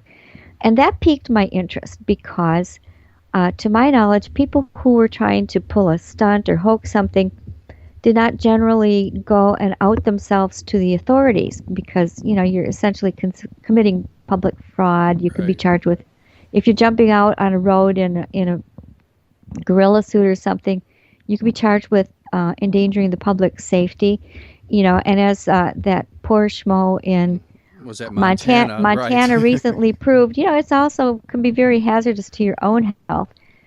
And I thought, well, these people really believe that they saw something. So I visited the animal control officer, and not only could he not explain what they were seeing in any way that made any sense to me, he had a manila file folder marked werewolf. Now, when you have an animal control officer with a file folder, an official file folder marked werewolf, that's news anywhere. Oh, exactly. My gosh, I didn't think they'd ever admit that. Well, I saw it. It disappeared later. It's sort of interesting. It showed up on one of the earlier TV shows that were done, and I got all excited and called the sheriff's department and asked if that was the actual file folder, and he said, no, we just faked it for them. So that shows you, don't believe everything you see on those TV shows. Yeah. But anyway, at the time, he did have it. I saw it. And he handed over the names and phone numbers of the people who had been calling in. And when I began going out to start interviewing them, surprisingly, I did not think they were crazy or making anything up. They seemed legitimately concerned, sincere, often still frightened, and they ran the gamut, of age, gender, occupation, everything from blue collar to white collar to farmers. Elderly factory workers on their way home, young single mothers, junior high kids. I mean, and there wasn't any group that was in collusion with one another. It was just really puzzling to me. And so I remember talking to the editor about it, and my opinion was that even if it was all illusion, the fact that we had somewhere between, 7, 8, 9, 10 different reports that had occurred within a certain time frame right around this area, and that seemed significant. But I remember saying, even if it's just some big wild dog or something, people have a right to know that there's a dangerous animal in the area. And even if it's just legends and stories that, people are exaggerating, well, then we're seeing folklore in the making. And folklore, I think, even if it's erroneous, if it's stories that people are telling one another, that's sort of the basis for our future literature and many other things. So I felt that it was important to at least get the stories down too, because then you have this body of stories that's actually being told around local campfires, and that is how folklore gets born. So we went ahead and ran the story, and within 2 weeks it went national. Inside Edition came out. I was being interviewed by newspapers and radio stations and TV stations from one coast to another. And the thing that happened, the most surprising thing that happened out of that, was that people started locating me at the newspaper and sharing their own reports, not just Wisconsin, but all over the country and the world. I mean, I received reports from as far away as France and the Virgin Islands, people saying, this is no joke. I saw this thing so many years ago, or my uncle saw this, or, we know here that it does exist, that kind of thing. Exactly. It's like You know, I told you I saw something when I was younger. We were talking off air. Right. You get that kind of thing when people know you're into it. Yes. They just get on. They're honest with you and they tell you things that they normally wouldn't discuss. Exactly. And that's how a lot of the reports still, I mean, 20 years later, I'm still getting reports. And so many of them say, you know, I've been sitting on this for 3 years or 5 years or 15 years. And just, you know, I had told one person and they told me I was crazy, so I just shut up. But as long as I know you're collecting reports, you know, I'll share. It's just good to talk to somebody who knows I'm not crazy. And they're always, oftentimes they've found one of my books, or maybe a relative or somebody has heard of my websites and pointed them to me, that kind of thing.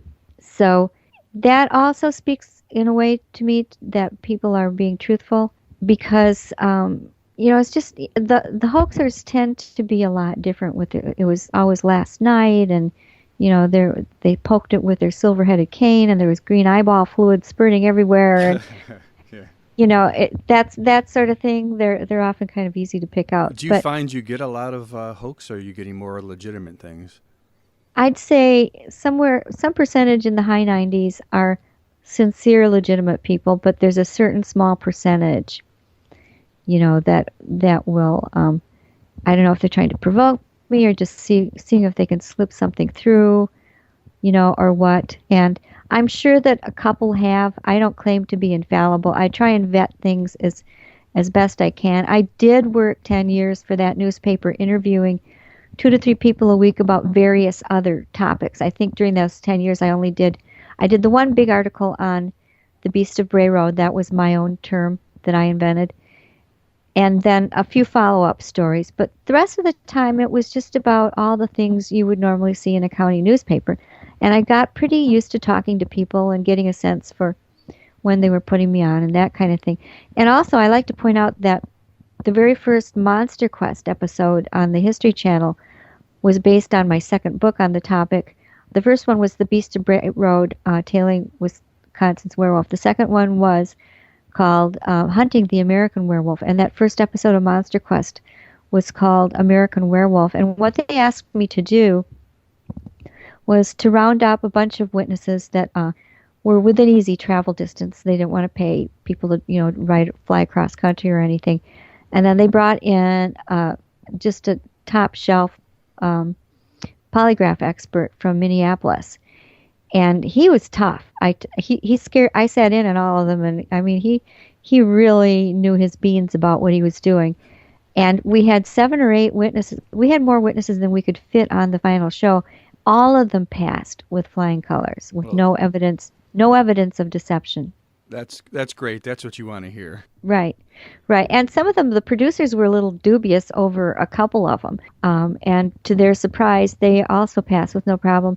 The other thing that I found interesting was that I initially was a little leery of asking these witnesses, you know, because I felt like I was sort of accusing them of lying or something if they would take polygraph tests. None of them took offense. They all said, well, sure, I know what I saw, and I'm not afraid to take any test you've got. They weren't insulted or intimidated at all. So you're finding everything to be pretty well credible here. You're not, because some of these fields, you know, my gosh, most of what you hear is actually ends up to be a hoax. But you're finding the exact opposite. Well, of reports that I've gotten, most of them are. You know, certainly there are some that are off the wall. You know, and like I said, I'm sure 1 or 2 have slipped through, and a couple I've realized later and kind of obliquely pointed it out in a later book. You know. But you just really have to be surprised at how many people, sincere people, have had these encounters. And that tells me there's something to them. You know, I don't pretend to be a scientist or to understand what it is. I'm not a supreme occultist, although I have studied various areas of parapsychology, you know, to understand it. But there can't be this many people that I'm still receiving reports 20 years later, usually averaging 1 a week or so, that's a lot of reports, a lot. What about, when you think werewolf, as somebody in my age group, we think, those monsters that rip everybody apart and howl at the moon. Do you get reports where people have physically been attacked or hurt or, things like that, or just encounters where they see something? Well, there are a fair number of reports where the creature chases their car. I've had a couple where the cars were scratched, and I saw scratch marks, but you can't prove, really what made them. But I do get, I've had many reports where they at least chase the car, or where people are encountering them out in the open. The creature chases them. They feel that it would attack them, that it's angry at them, that it would like to eat them, but it never does. It gets them to a point where they're sure it's about to pounce on them, and then it just runs off into the brush, time after time after time, in unrelated incident after unrelated incident, in areas far separated from one another. This is the very, very consistent modus operandi that the creature employs. And in 20 years, I've only had, this doesn't count. I mean, I see things, on other people's websites once in a while, that are reported by others. But I'm talking about the reports that have come to me over 20 years. And out of all of those, I've only had one person that was really physically harmed. And it was sort of a superficial cut, but it was a man in Canada, and he was hiking alone in the Quebec wilderness on a trail, unarmed, and he came face to face with an upright canine, looked exactly like a wolf except walking on its hind legs. And he was so panicked, he kind of dodged at the same time the creature tried to lunge past him. And in retrospect, he said he didn't feel that it was trying to attack him, or it could have just, disemboweled him with one swipe. And these things do have elongated paws, is probably the main thing that distinguishes them besides their bipedalism. But as it lunged past him, it grazed his side and his hip with one of its incisor fangs, and left this kind of long, jagged tear in his skin, and he had to go get stitches. And he said he told them at the hospital that it was a bear because he didn't think they would believe, that it was an upright wolf. Right. He did send me a picture of it, and it's consistent with the kind of scar that would be made by such an incident. But there's no way to prove it. You can't prove this is a real scar and this was made by this creature. But he was a professional businessman, and had asked to remain anonymous, and didn't want it known who he was or anything like that. But that to me just would not be the sort of thing you would hope. If you're writing a hoax story, usually they're a lot different than that. I won't go into it, but that out of all these is the only real injury. I do think it's significant that so many people tell me they felt the creature was angry that they saw it, because that's really different than you hear people report when they run into, say, a moose or a bear or even a cougar. You may hear them say, well, I felt it wanted to eat me, or, I felt it was, I was invading its territory. But you don't hear people say, well, I saw this bear and I felt it was mad that I saw it. Bears don't care if you see them. Right. Do you think maybe it's a territorial thing, something like that? I do. I do think it's all about the territory. I really, really do. That, or you can take the opposite tack, and some have suggested that it's a creature that has some kind of psi powers, and that it's actually practicing a sort of emotional vampirism where it wants to scare the person to the maximum and then is able to sort of feed on that emotion of fear that comes out. But that gets down to that old essential question: is this a natural animal, or is it something from another realm?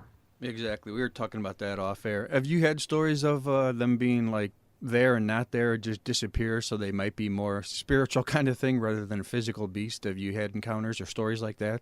Well, I have, and again, probably some percentage in the high 90s of the reports display no really overt spiritual or supernatural actions. It's just that it's something that looks like a very large canine walking and running on its hind legs with an uncanny sort of sentience about it, which again is not necessarily supernatural. Right. Because wolves are very intelligent and may have some psi powers. There are actual scientific experiments going on about psychic talents of dogs and wolves. But really, walking and running on hind legs is not an impossible thing at all for dogs and wolves. They just don't usually do it unless they are trained to do it or motivated by losing a forelimb or something like that. And I've never had anybody report one of these creatures missing a forelimb. So it's really mostly behavior. But there's another smaller subset of sightings that they really do unusual things. Usually these are nighttime sightings, although I had one reported in broad daylight. But they will appear in people's bedrooms. They will swarm houses at night, climbing on the roof, swarming all around it. They will, sometimes their eye shine is bright red instead of the usual yellow or yellow-green that you would see with a natural canine eye shine. Sometimes they fade in and fade out. I've had one or two report it morphing. But again, this is a smaller subset, and I really relate these. I'm not sure it's the same phenomena at all as the dogmen that appear to people outdoors in natural settings and don't do anything overtly supernatural. I link this smaller subset more to the Great Phantom Hounds of Great Britain.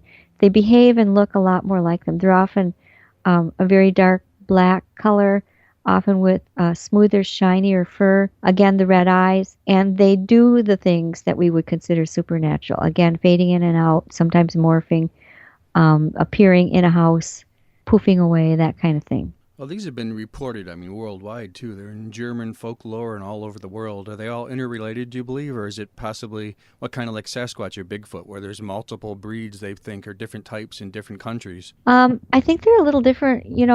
Again, most of the Sasquatch, primarily, when they interact with humans, they primarily seem like they're natural animals, although there's another subset of behavior. So I don't really know. I think that there's a difference in the things that seem like black phantom dogs. They're seen worldwide, and the upright canines are seen worldwide too. So it becomes rather confusing to try and sort them out. But I generally divide them into these two subgroups: the things that do overtly supernatural things, and the things that really could be just some sort of adapted subspecies of maybe a wolf-dog hybrid.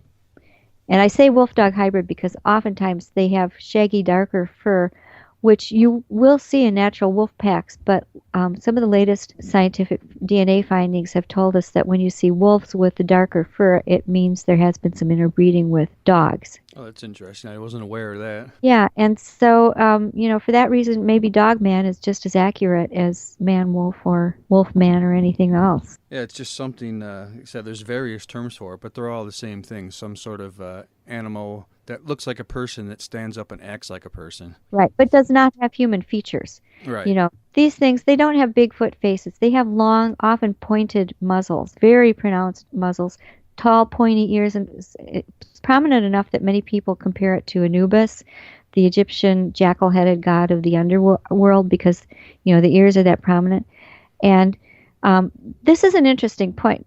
They also walk digitigrade or on their toe pads, like dogs do, However, their feet and paws seem a little bit elongated. When you find a footprint of theirs, it just looks like a giant wolf print, usually 6 to 6.5 inches wide. In fact, I just found some, and we have a cast of some from an area site that I've made in the last year, where I was able to track it through a cornfield, following a deer, and you could see where it scuffled with the deer, and the deer got away.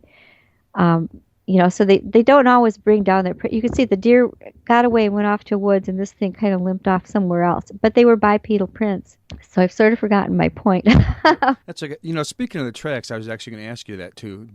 Are you finding tracks, physical evidence to, support this? Yeah, and it really is the main physical evidence, because these tracks are bigger than really the biggest timber wolf should be. And we do have an occasional wolf passing through southeastern Wisconsin, but we don't really have wolf packs, living here that I know of. Just the occasion. We have occasional cougars. We have an occasional bear. Most of the time, they're just sort of passing through or out. Young males out finding new territory. But they're very different than Bigfoot. That was actually the point that I was building up to making. they look, like I said, they look like canine tracks. They've got paws, whereas everybody knows what a Bigfoot track looks like. Big, broad tracks, Right. human-like with the straight across toes and that flexing center of the foot. And we find those too. And there's one particular area we've been monitoring for the last year, a couple of other investigators and I, that has to remain private, or we won't have permission to go there anymore. But that's where we found a mile's worth of 14-inch Bigfoot prints, and in a different field across the road, that's where I found the 6.5-inch dog or wolf prints. That and those weren't the first ones we found. Those we had found them in another similar location. And I think part of that is they go after the same prey. They both want deer and small game animals. But Bigfoot, does not have ears on top of the head. It may have a somewhat protruding nose at times, although most of the time people describe its face as flat. You don't see the neck, and it's much bigger. Usually the dogmen are reported as 5 to 7 feet tall, 150 to it at most. The biggest estimate I've ever heard was maybe 250 pounds for a really big one, whereas Bigfoot is usually 7 to, at least out here, maybe 9 or 10 feet tall. There are bigger ones, out in the West Coast. But they're very different looking. Their legs bend forward at the knee like ours do. They walk flat-footed like we do. They have very long arms. They have definite shoulders. They're obviously a primate structure, very, very close to human, whereas the dogmen or wolfmen are pure canine in their anatomy. And I know there are people out there who would like the dogman to be what they call a snout-nosed Bigfoot. And there have been all kinds of crazy rumors and people saying, it's going to be proved that they're a subset of Bigfoot and that kind of thing. And to me, that means that every observer, all these hundreds of observers that have reported, and when people get a good look at this creature, they're really sure that it is a canine and not any other kind of a creature, that somehow all these observers are wrong. And they should have been describing a Bigfoot, or else that there is, to me, saying that this has to be a subspecies of Bigfoot would be like saying that a hyena has to be a subspecies of chimpanzee because you find them both, on the same continent, or a dingo has to be a subspecies of a kangaroo because you're trying to find kangaroos or chimpanzees and you don't want anything else to interfere with that. I can't imagine any other reason that people would be in such denial. But they really are anatomically very distinct from one another. Yeah, well, I've never even considered the man-wolf or wolf-man or whatever in Bigfoot to be anywhere near each other, even though they're both unexplained creatures, but that's as close as it gets as far as I was concerned. Well, if you go by witness report, and I'm going strictly by witness reports and data, because that's really the best evidence we have for both of them. Although Bigfoot, I think, has a really good, forgive the pun, track record. We're still building that with the dogman. But according to the witness reports, they're describing two completely different creatures. They're just not, a wolf is not a great cat. You just can't say, because we're seeing them both in the woods and they both stand upright and are furry, that they must be the same thing. That's just wishful thinking in my book. Actually, the werewolf or man wolf or whatever in Bigfoot and all those, there's quite a few sightings in Illinois, Indiana, Michigan, Wisconsin, this area here. Are you finding that the case in your reports too, or are you getting these from everywhere? Well, they do come from everywhere, and my latest book, Real Wolfman: True Encounters in Modern America, I think really brings that home more than any other, because for the first time I'm getting sightings in California and extending the range down into Texas. Oklahoma is actually almost turning into kind of a hot spot. But I've got a map of major sighting areas in that book. And if you look, you can notice that there are more sightings east of the Mississippi than west. That may be partly because these things are almost always found near water and near cover, and there's a lot more water and cover east of the Mississippi. It also might be because for reports to happen, you need people seeing the creatures, and there's a much greater population east of the Mississippi, so it may also be that. But then you look a little closer, and you can see that the greatest cluster of hot spots are around the Great Lakes area, not just Lake Michigan, but Erie and, on up towards New York State. And I don't know if this is because that's, we're a great opportunity for water, and because a lot of, rivers are connected to the Great Lakes waterway, or whether it's because there were originally prairies running through this area, and perhaps, in my mind, this is totally speculative and not a scientific theory by any means, but I've often thought that it would make sense that wolves on prairie lands would find it expedient to stand up and look around once in a while, because then you could see if there were deer coming or other predators competing. And that furthermore, once you were up, if you made a kill and you were finding that, and maybe this just happened to a few that originally had mutated longer paws that made it easier to balance than for most canines, that you could pick up the carcass or parts of the carcass and carry it away in your forelimbs, or if it's even in your mouth, you'd be up off the ground. Whereas if you're dragging something on the ground, the nearest other hunter of whatever kind could come and drag it away from you. So, and then once your forelimbs were freed for other tasks, you would develop more, brain connections to do other things, and that might help explain the idea that most witnesses have, that these things are more intelligent than most wild creatures, that they have the ability to kind of suss out humans and sort of predict our actions and remain extremely elusive. So that's another possible connection to the Great Lakes. Again, I can't prove it.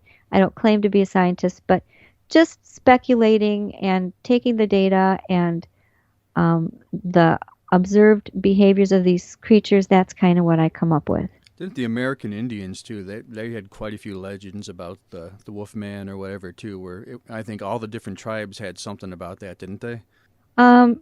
Everyone that I've talked to, and I've been looking for some really older Native American proof, of the legends. And right. Place out west, I'm thinking if it's Utah, called Atherton Canyon, that has been an archaeological site where there are lots of pictographs, and they've actually found some very old pictographs of a wolf hat society, which implies that there were people at least using the wolf as a totem animal, perhaps trying to sort of use ritual to synthesize its hunting skills into their own, or who knows, it might also have many of the shamans from these different First Nations have traditions of shape-shifting into other animals, and that they may have had this idea about the wolf that would have been, cunning, beautiful to see, great hunter. You can see all that kind of thing. But I have pictures of that pictograph in my new book, and I have made it a point to talk to tribal elders, and sometimes I've been lucky enough to find one who's an elder and an anthropologist.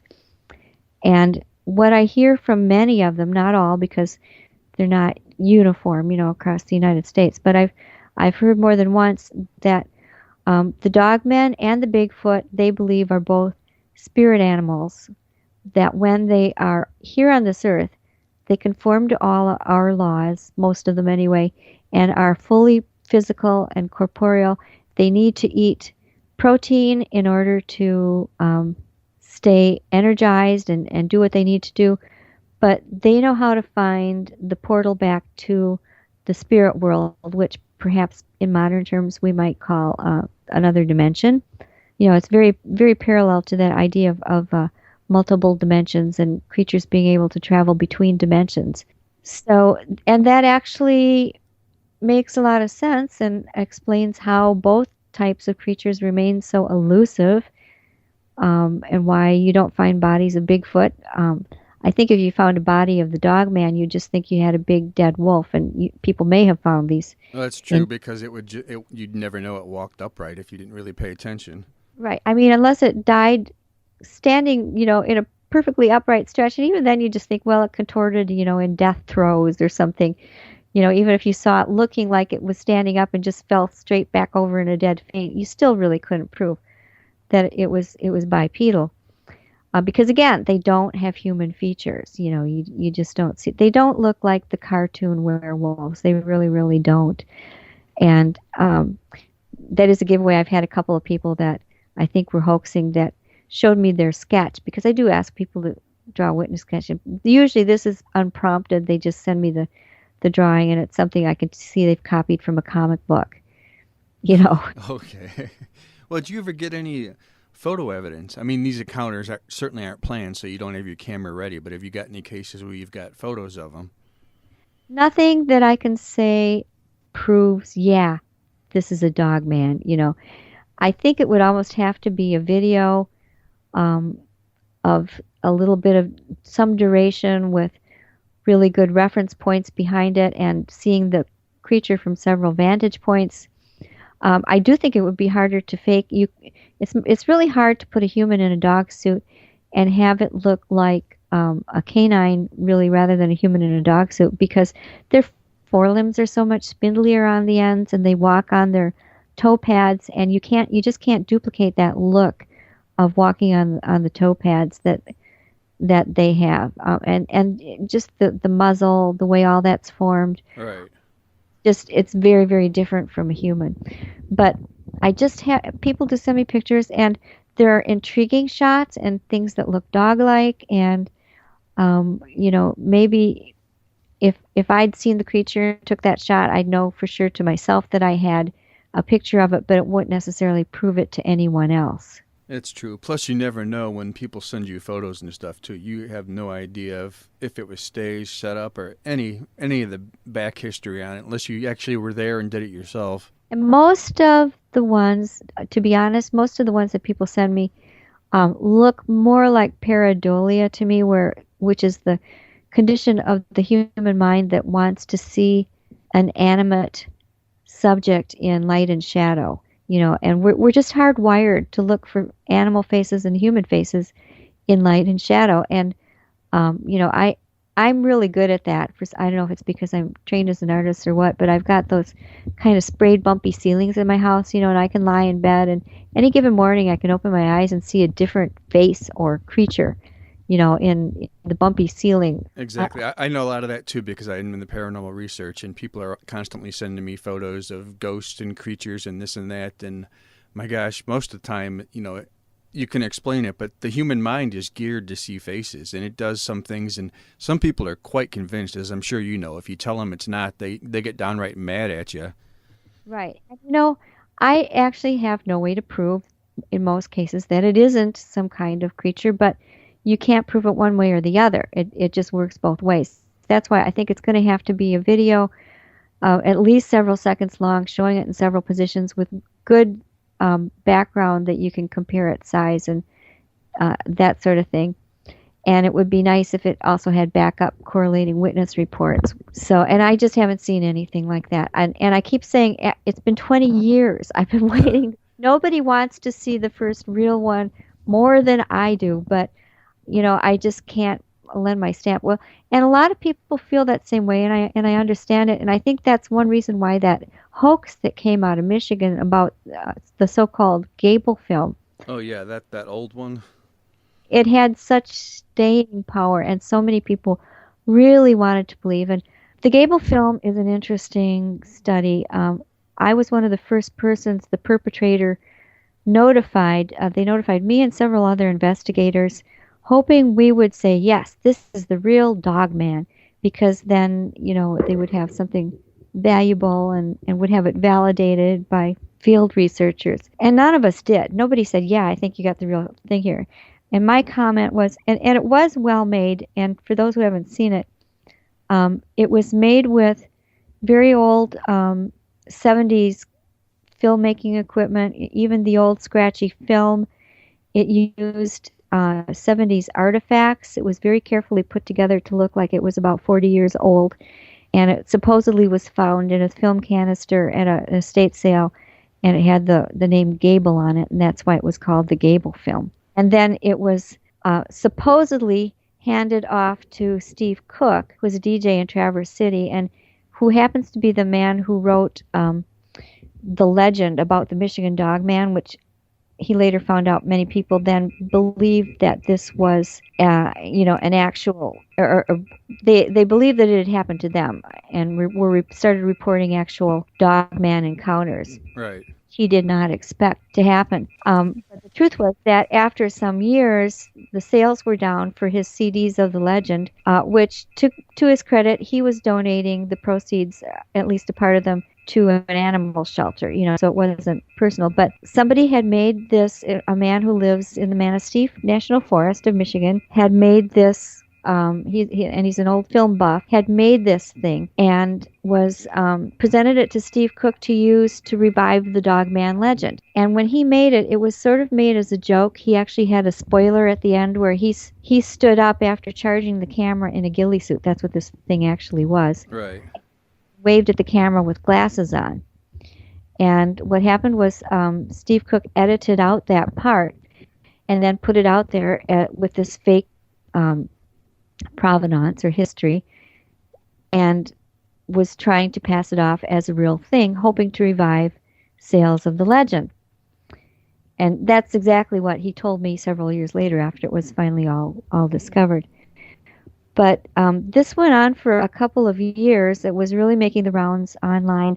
And there was a second film that purported to show, I should back up. In the first film, what it showed was what looked like a very blurry, pointy-eared creature charging the camera on all fours, I might add, which, again, wouldn't point it to being a dog man. It could have been anything. Right. Then you see these close-up of what looks like huge canine teeth devouring the camera. That was the first film. Right. Yeah, I remember that one. That was kind of creepy, actually. Creepy. And my comment at the time was, it's interesting, probably worthy of study to find out what it is, but why would you call it a dog man? It doesn't stand up or do anything. I don't see where you'd call it a dog man. Well, then the second film came out a couple years later that was supposed to be sort of a continuation where it looked like the upper torso of a man with his insides hanging out was lying on the ground face down, and then what were supposed to be state troopers investigating the scene, as if this was the person that had been holding the camera, and that he was, and these were his remains. And it was in the investigation of this by the Monster Quest show that Mr. Cook confessed the whole thing. And the maker of the film confessed that they both, kind of colluded to make this hoax film. And the hoax was totally exposed. I went with them to Michigan and was able to interview the filmmaker. I've got my own photos of all of the equipment and everything, which I took just in case somehow it didn't make it onto TV.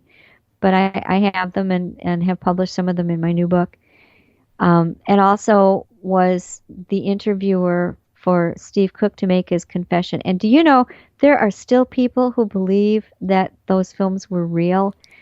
And actually, I was just going to say that. I go, that's still got a life of its own. People are still fighting tooth and nail that that's 100% legit. The Monster Quest season 4 finale episode shows plainly all of those, and I saw them with my own eyes. He's got vintage 70s snowmobiles. He's got a vintage 70s truck that was used.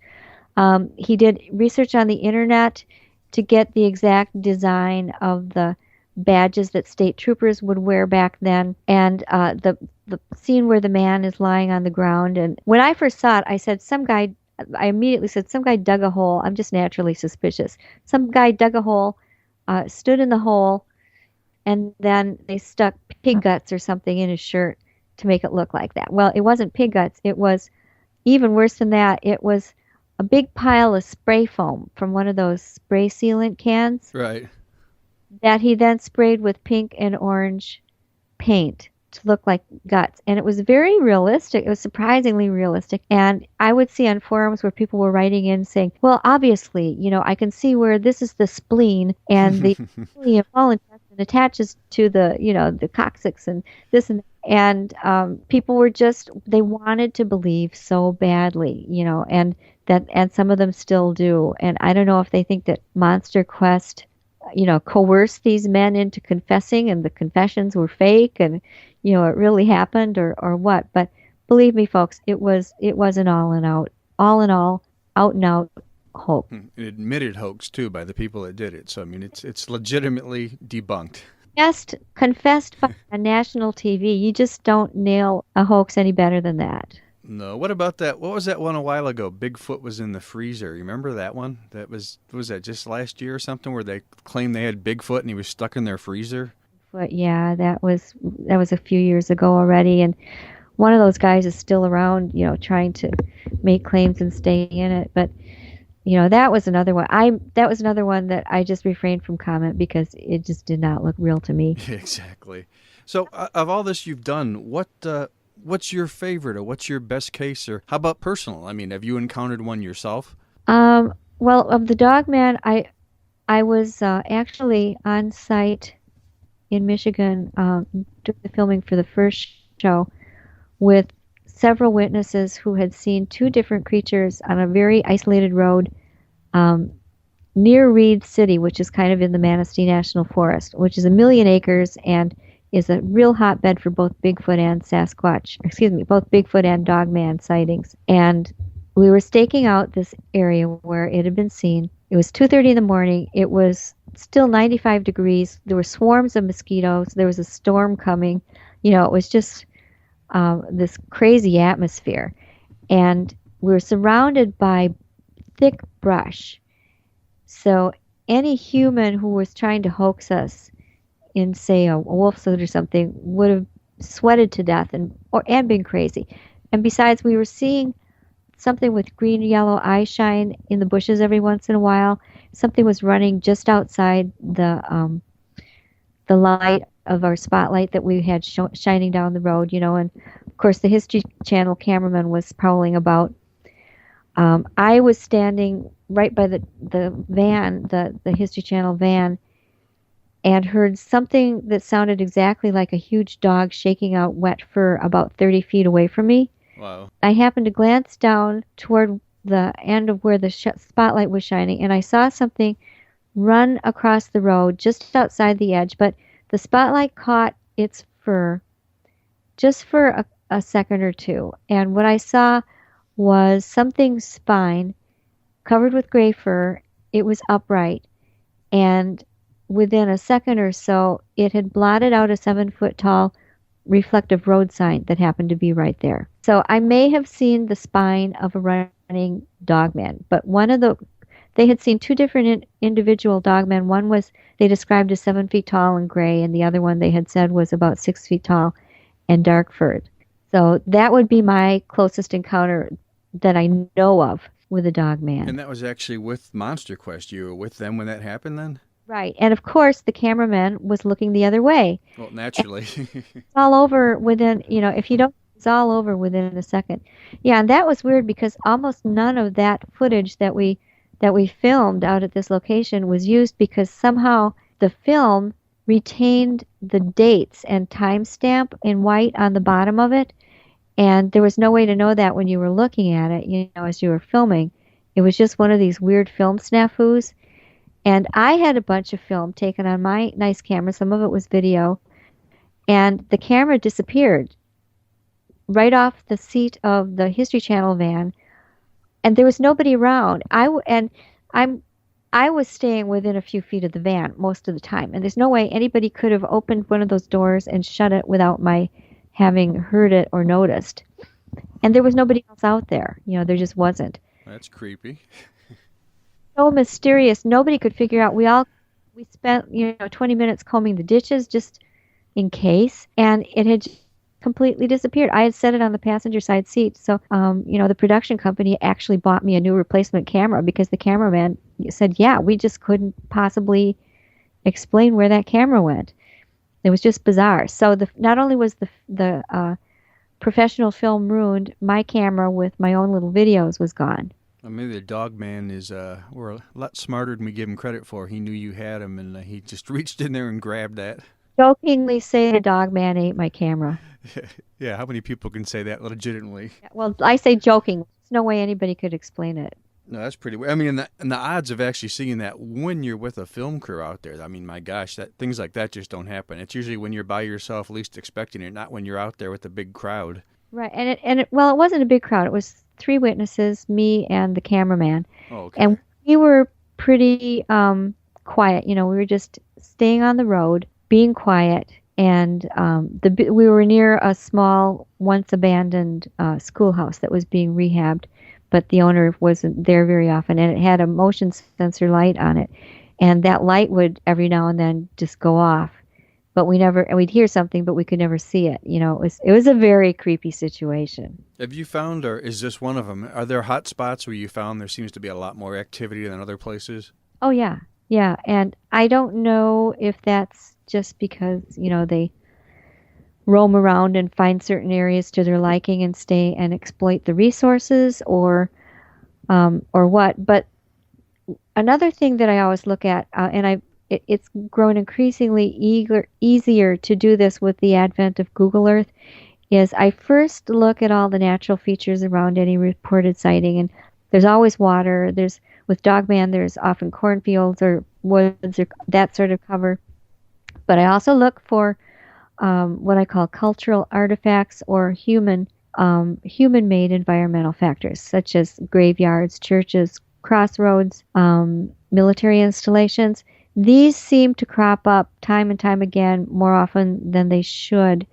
And strangely enough, even though the natural-looking Dogman appears more often at these sorts of places than just out, in odd spots, these are the same places where you find greater incidences of black phantom dog sightings in Great Britain and other European countries. You wouldn't really think that that would have anything to do with that, but that's kind of intriguing. And I know you were telling me off air too that graveyards seem to have a higher concentration of these kind of sightings too. For both creatures. I've been tracking Bigfoot sightings in southeastern Wisconsin for many years quietly. Nobody seems very interested, to my great surprise, because I think it's fascinating that there are so many really credible sightings within a 3-4 county area that I have dating back to the 60s with known named witnesses, and some of them are daylight. A lot of them are couples, so there's 2 at once that have seen them. And when I go through those sightings, a couple of recent ones were both almost spot on sites of ancient burial mounds, Native American burial mounds that you can't see any longer, but I found them in an old survey book. Or an old survey that actually was platted out and added to a newer book about archaeological areas. Another one, the creature was seen kind of between a church and a cemetery. There's another one that was seen in an old pioneer cemetery right on the state line between Wisconsin and Illinois. So I'm seeing the same things with Bigfoot. That's kind of odd. I mean, what are your thoughts on that? That's kind of unusual. You have any thoughts on why that happens? Well, you can, again, I always play my own devil's advocate. I try and look at it from both sides. Right. One is that, who knows what kind, maybe these sites are located where they are because from way back people felt a certain geomagnetic disturbance or connection or a spiritual connection, and that some people think that the dogmen, for instance, are spirit guardians, either set up long ago by Native American shamans to guard these places, or that they're some sort of earth spirit manifestation that kind of comes forth of its own accord to guard these places. So, there's that aspect. Or you can look at it the other way and say, well, cemeteries are usually very deserted. So you can see where a creature might, and the headstones afford hiding places, so it might be a place they sneak through on the regular route. And water, either spirit creatures are believed to go to the other world through natural springs, according to Native American belief, or a carnivore needs a lot of water to digest protein, so you can see it that way. And then roadsides, well, naturally, it's easier to run along a road than, crash your way through a forest, a dense forest, and these animals aren't dumb. So I can always see a natural explanation and a supernatural explanation, which is very frustrating. I'd really like it to be one way or the other, and people would like me to decide one way or the other, but not knowing, I really feel that it's intellectually dishonest to say I know what it is, when in fact, how could I know what it is? Unless I have it. Exactly. That's one of the key things I say. Anyone that says they know exactly is kind of full of it, because none of us know exactly. You may know that you know inside of you, but if you don't have any way to prove it, it just doesn't do any good to say that. Have you ever, I'm guessing you did, but have you ever set up like infrared cameras, in locations are hot spots and just let them run for weeks at a time? Yeah, my husband bought me a trail cam for Valentine's Day. How romantic, huh? It was a thing I wanted more than anything. And I've done this before with other groups that had their own, but, since I've had my own, I've been setting it around different places. And I haven't been too lucky. I get little things to tell me I've got it set up right and that sort of thing. I have some beautiful shots of a pit bull stealing the Bigfoot bait. I had Bigfoot beating him to it. I would have gotten the Bigfoot, but I keep trying. It can take a long time to do that. Exactly. So I actually have some really good high-tech video equipment. I'd be more than willing to let you use for a while, help you set up, and you could run it out there for weeks, and it might help. Well, you'll have to make a trip up here, and I'll show you the secret places, and we can set that up. That would be great. We're getting near the hour point. I know you told me you're really pushed for time today. Do you want to? You have a website you want to give out, or talk about any of your books, or anything you'd like to get to in closing? Well, if anybody is wanting to get into this topic, I really think that my new book, Real Wolfmen, True Encounters in Modern America, is a good one to start with, because what the publisher asked me to do was revisit the beginning of the phenomena, what I considered the best incidents from my first 3 books. I think I failed to mention the one titled The Michigan Dog Man, Werewolves and Other Unknown Canines Across the USA. So I have the best of those, plus all the new ones that have come in. There's some just startling things like the one I call the Doberman Lynx that has shown up in several locations. A really remarkable incident that occurred to a middle-aged couple in Maine involving 5 upright canines in their yard at night, things like that. So it gives the overview, it gives the best of what I've received over 20 years, and then the very latest. So I really recommend that book. If you're interested in just Wisconsin, I have another book too called Monsters of Wisconsin from Stackpole Press that's widely available, and that runs the gamut. It has a lot on Wisconsin Bigfoot, many things that aren't published other places, a lot on the Dog Man, and then a lot of the really weird things, the man bat, other strange creatures that many people aren't aware of, even down to little green men in Wisconsin. Well, there you go. The little green men, you got to end with those. My website that has a list of my book things is lindagodfrey.com. It's a WordPress. You can read about my own Bigfoot encounter on my blog that I'm pretty sure was a Bigfoot encounter anyway, and see my About page for the book list and my calendar of events, which I need to update.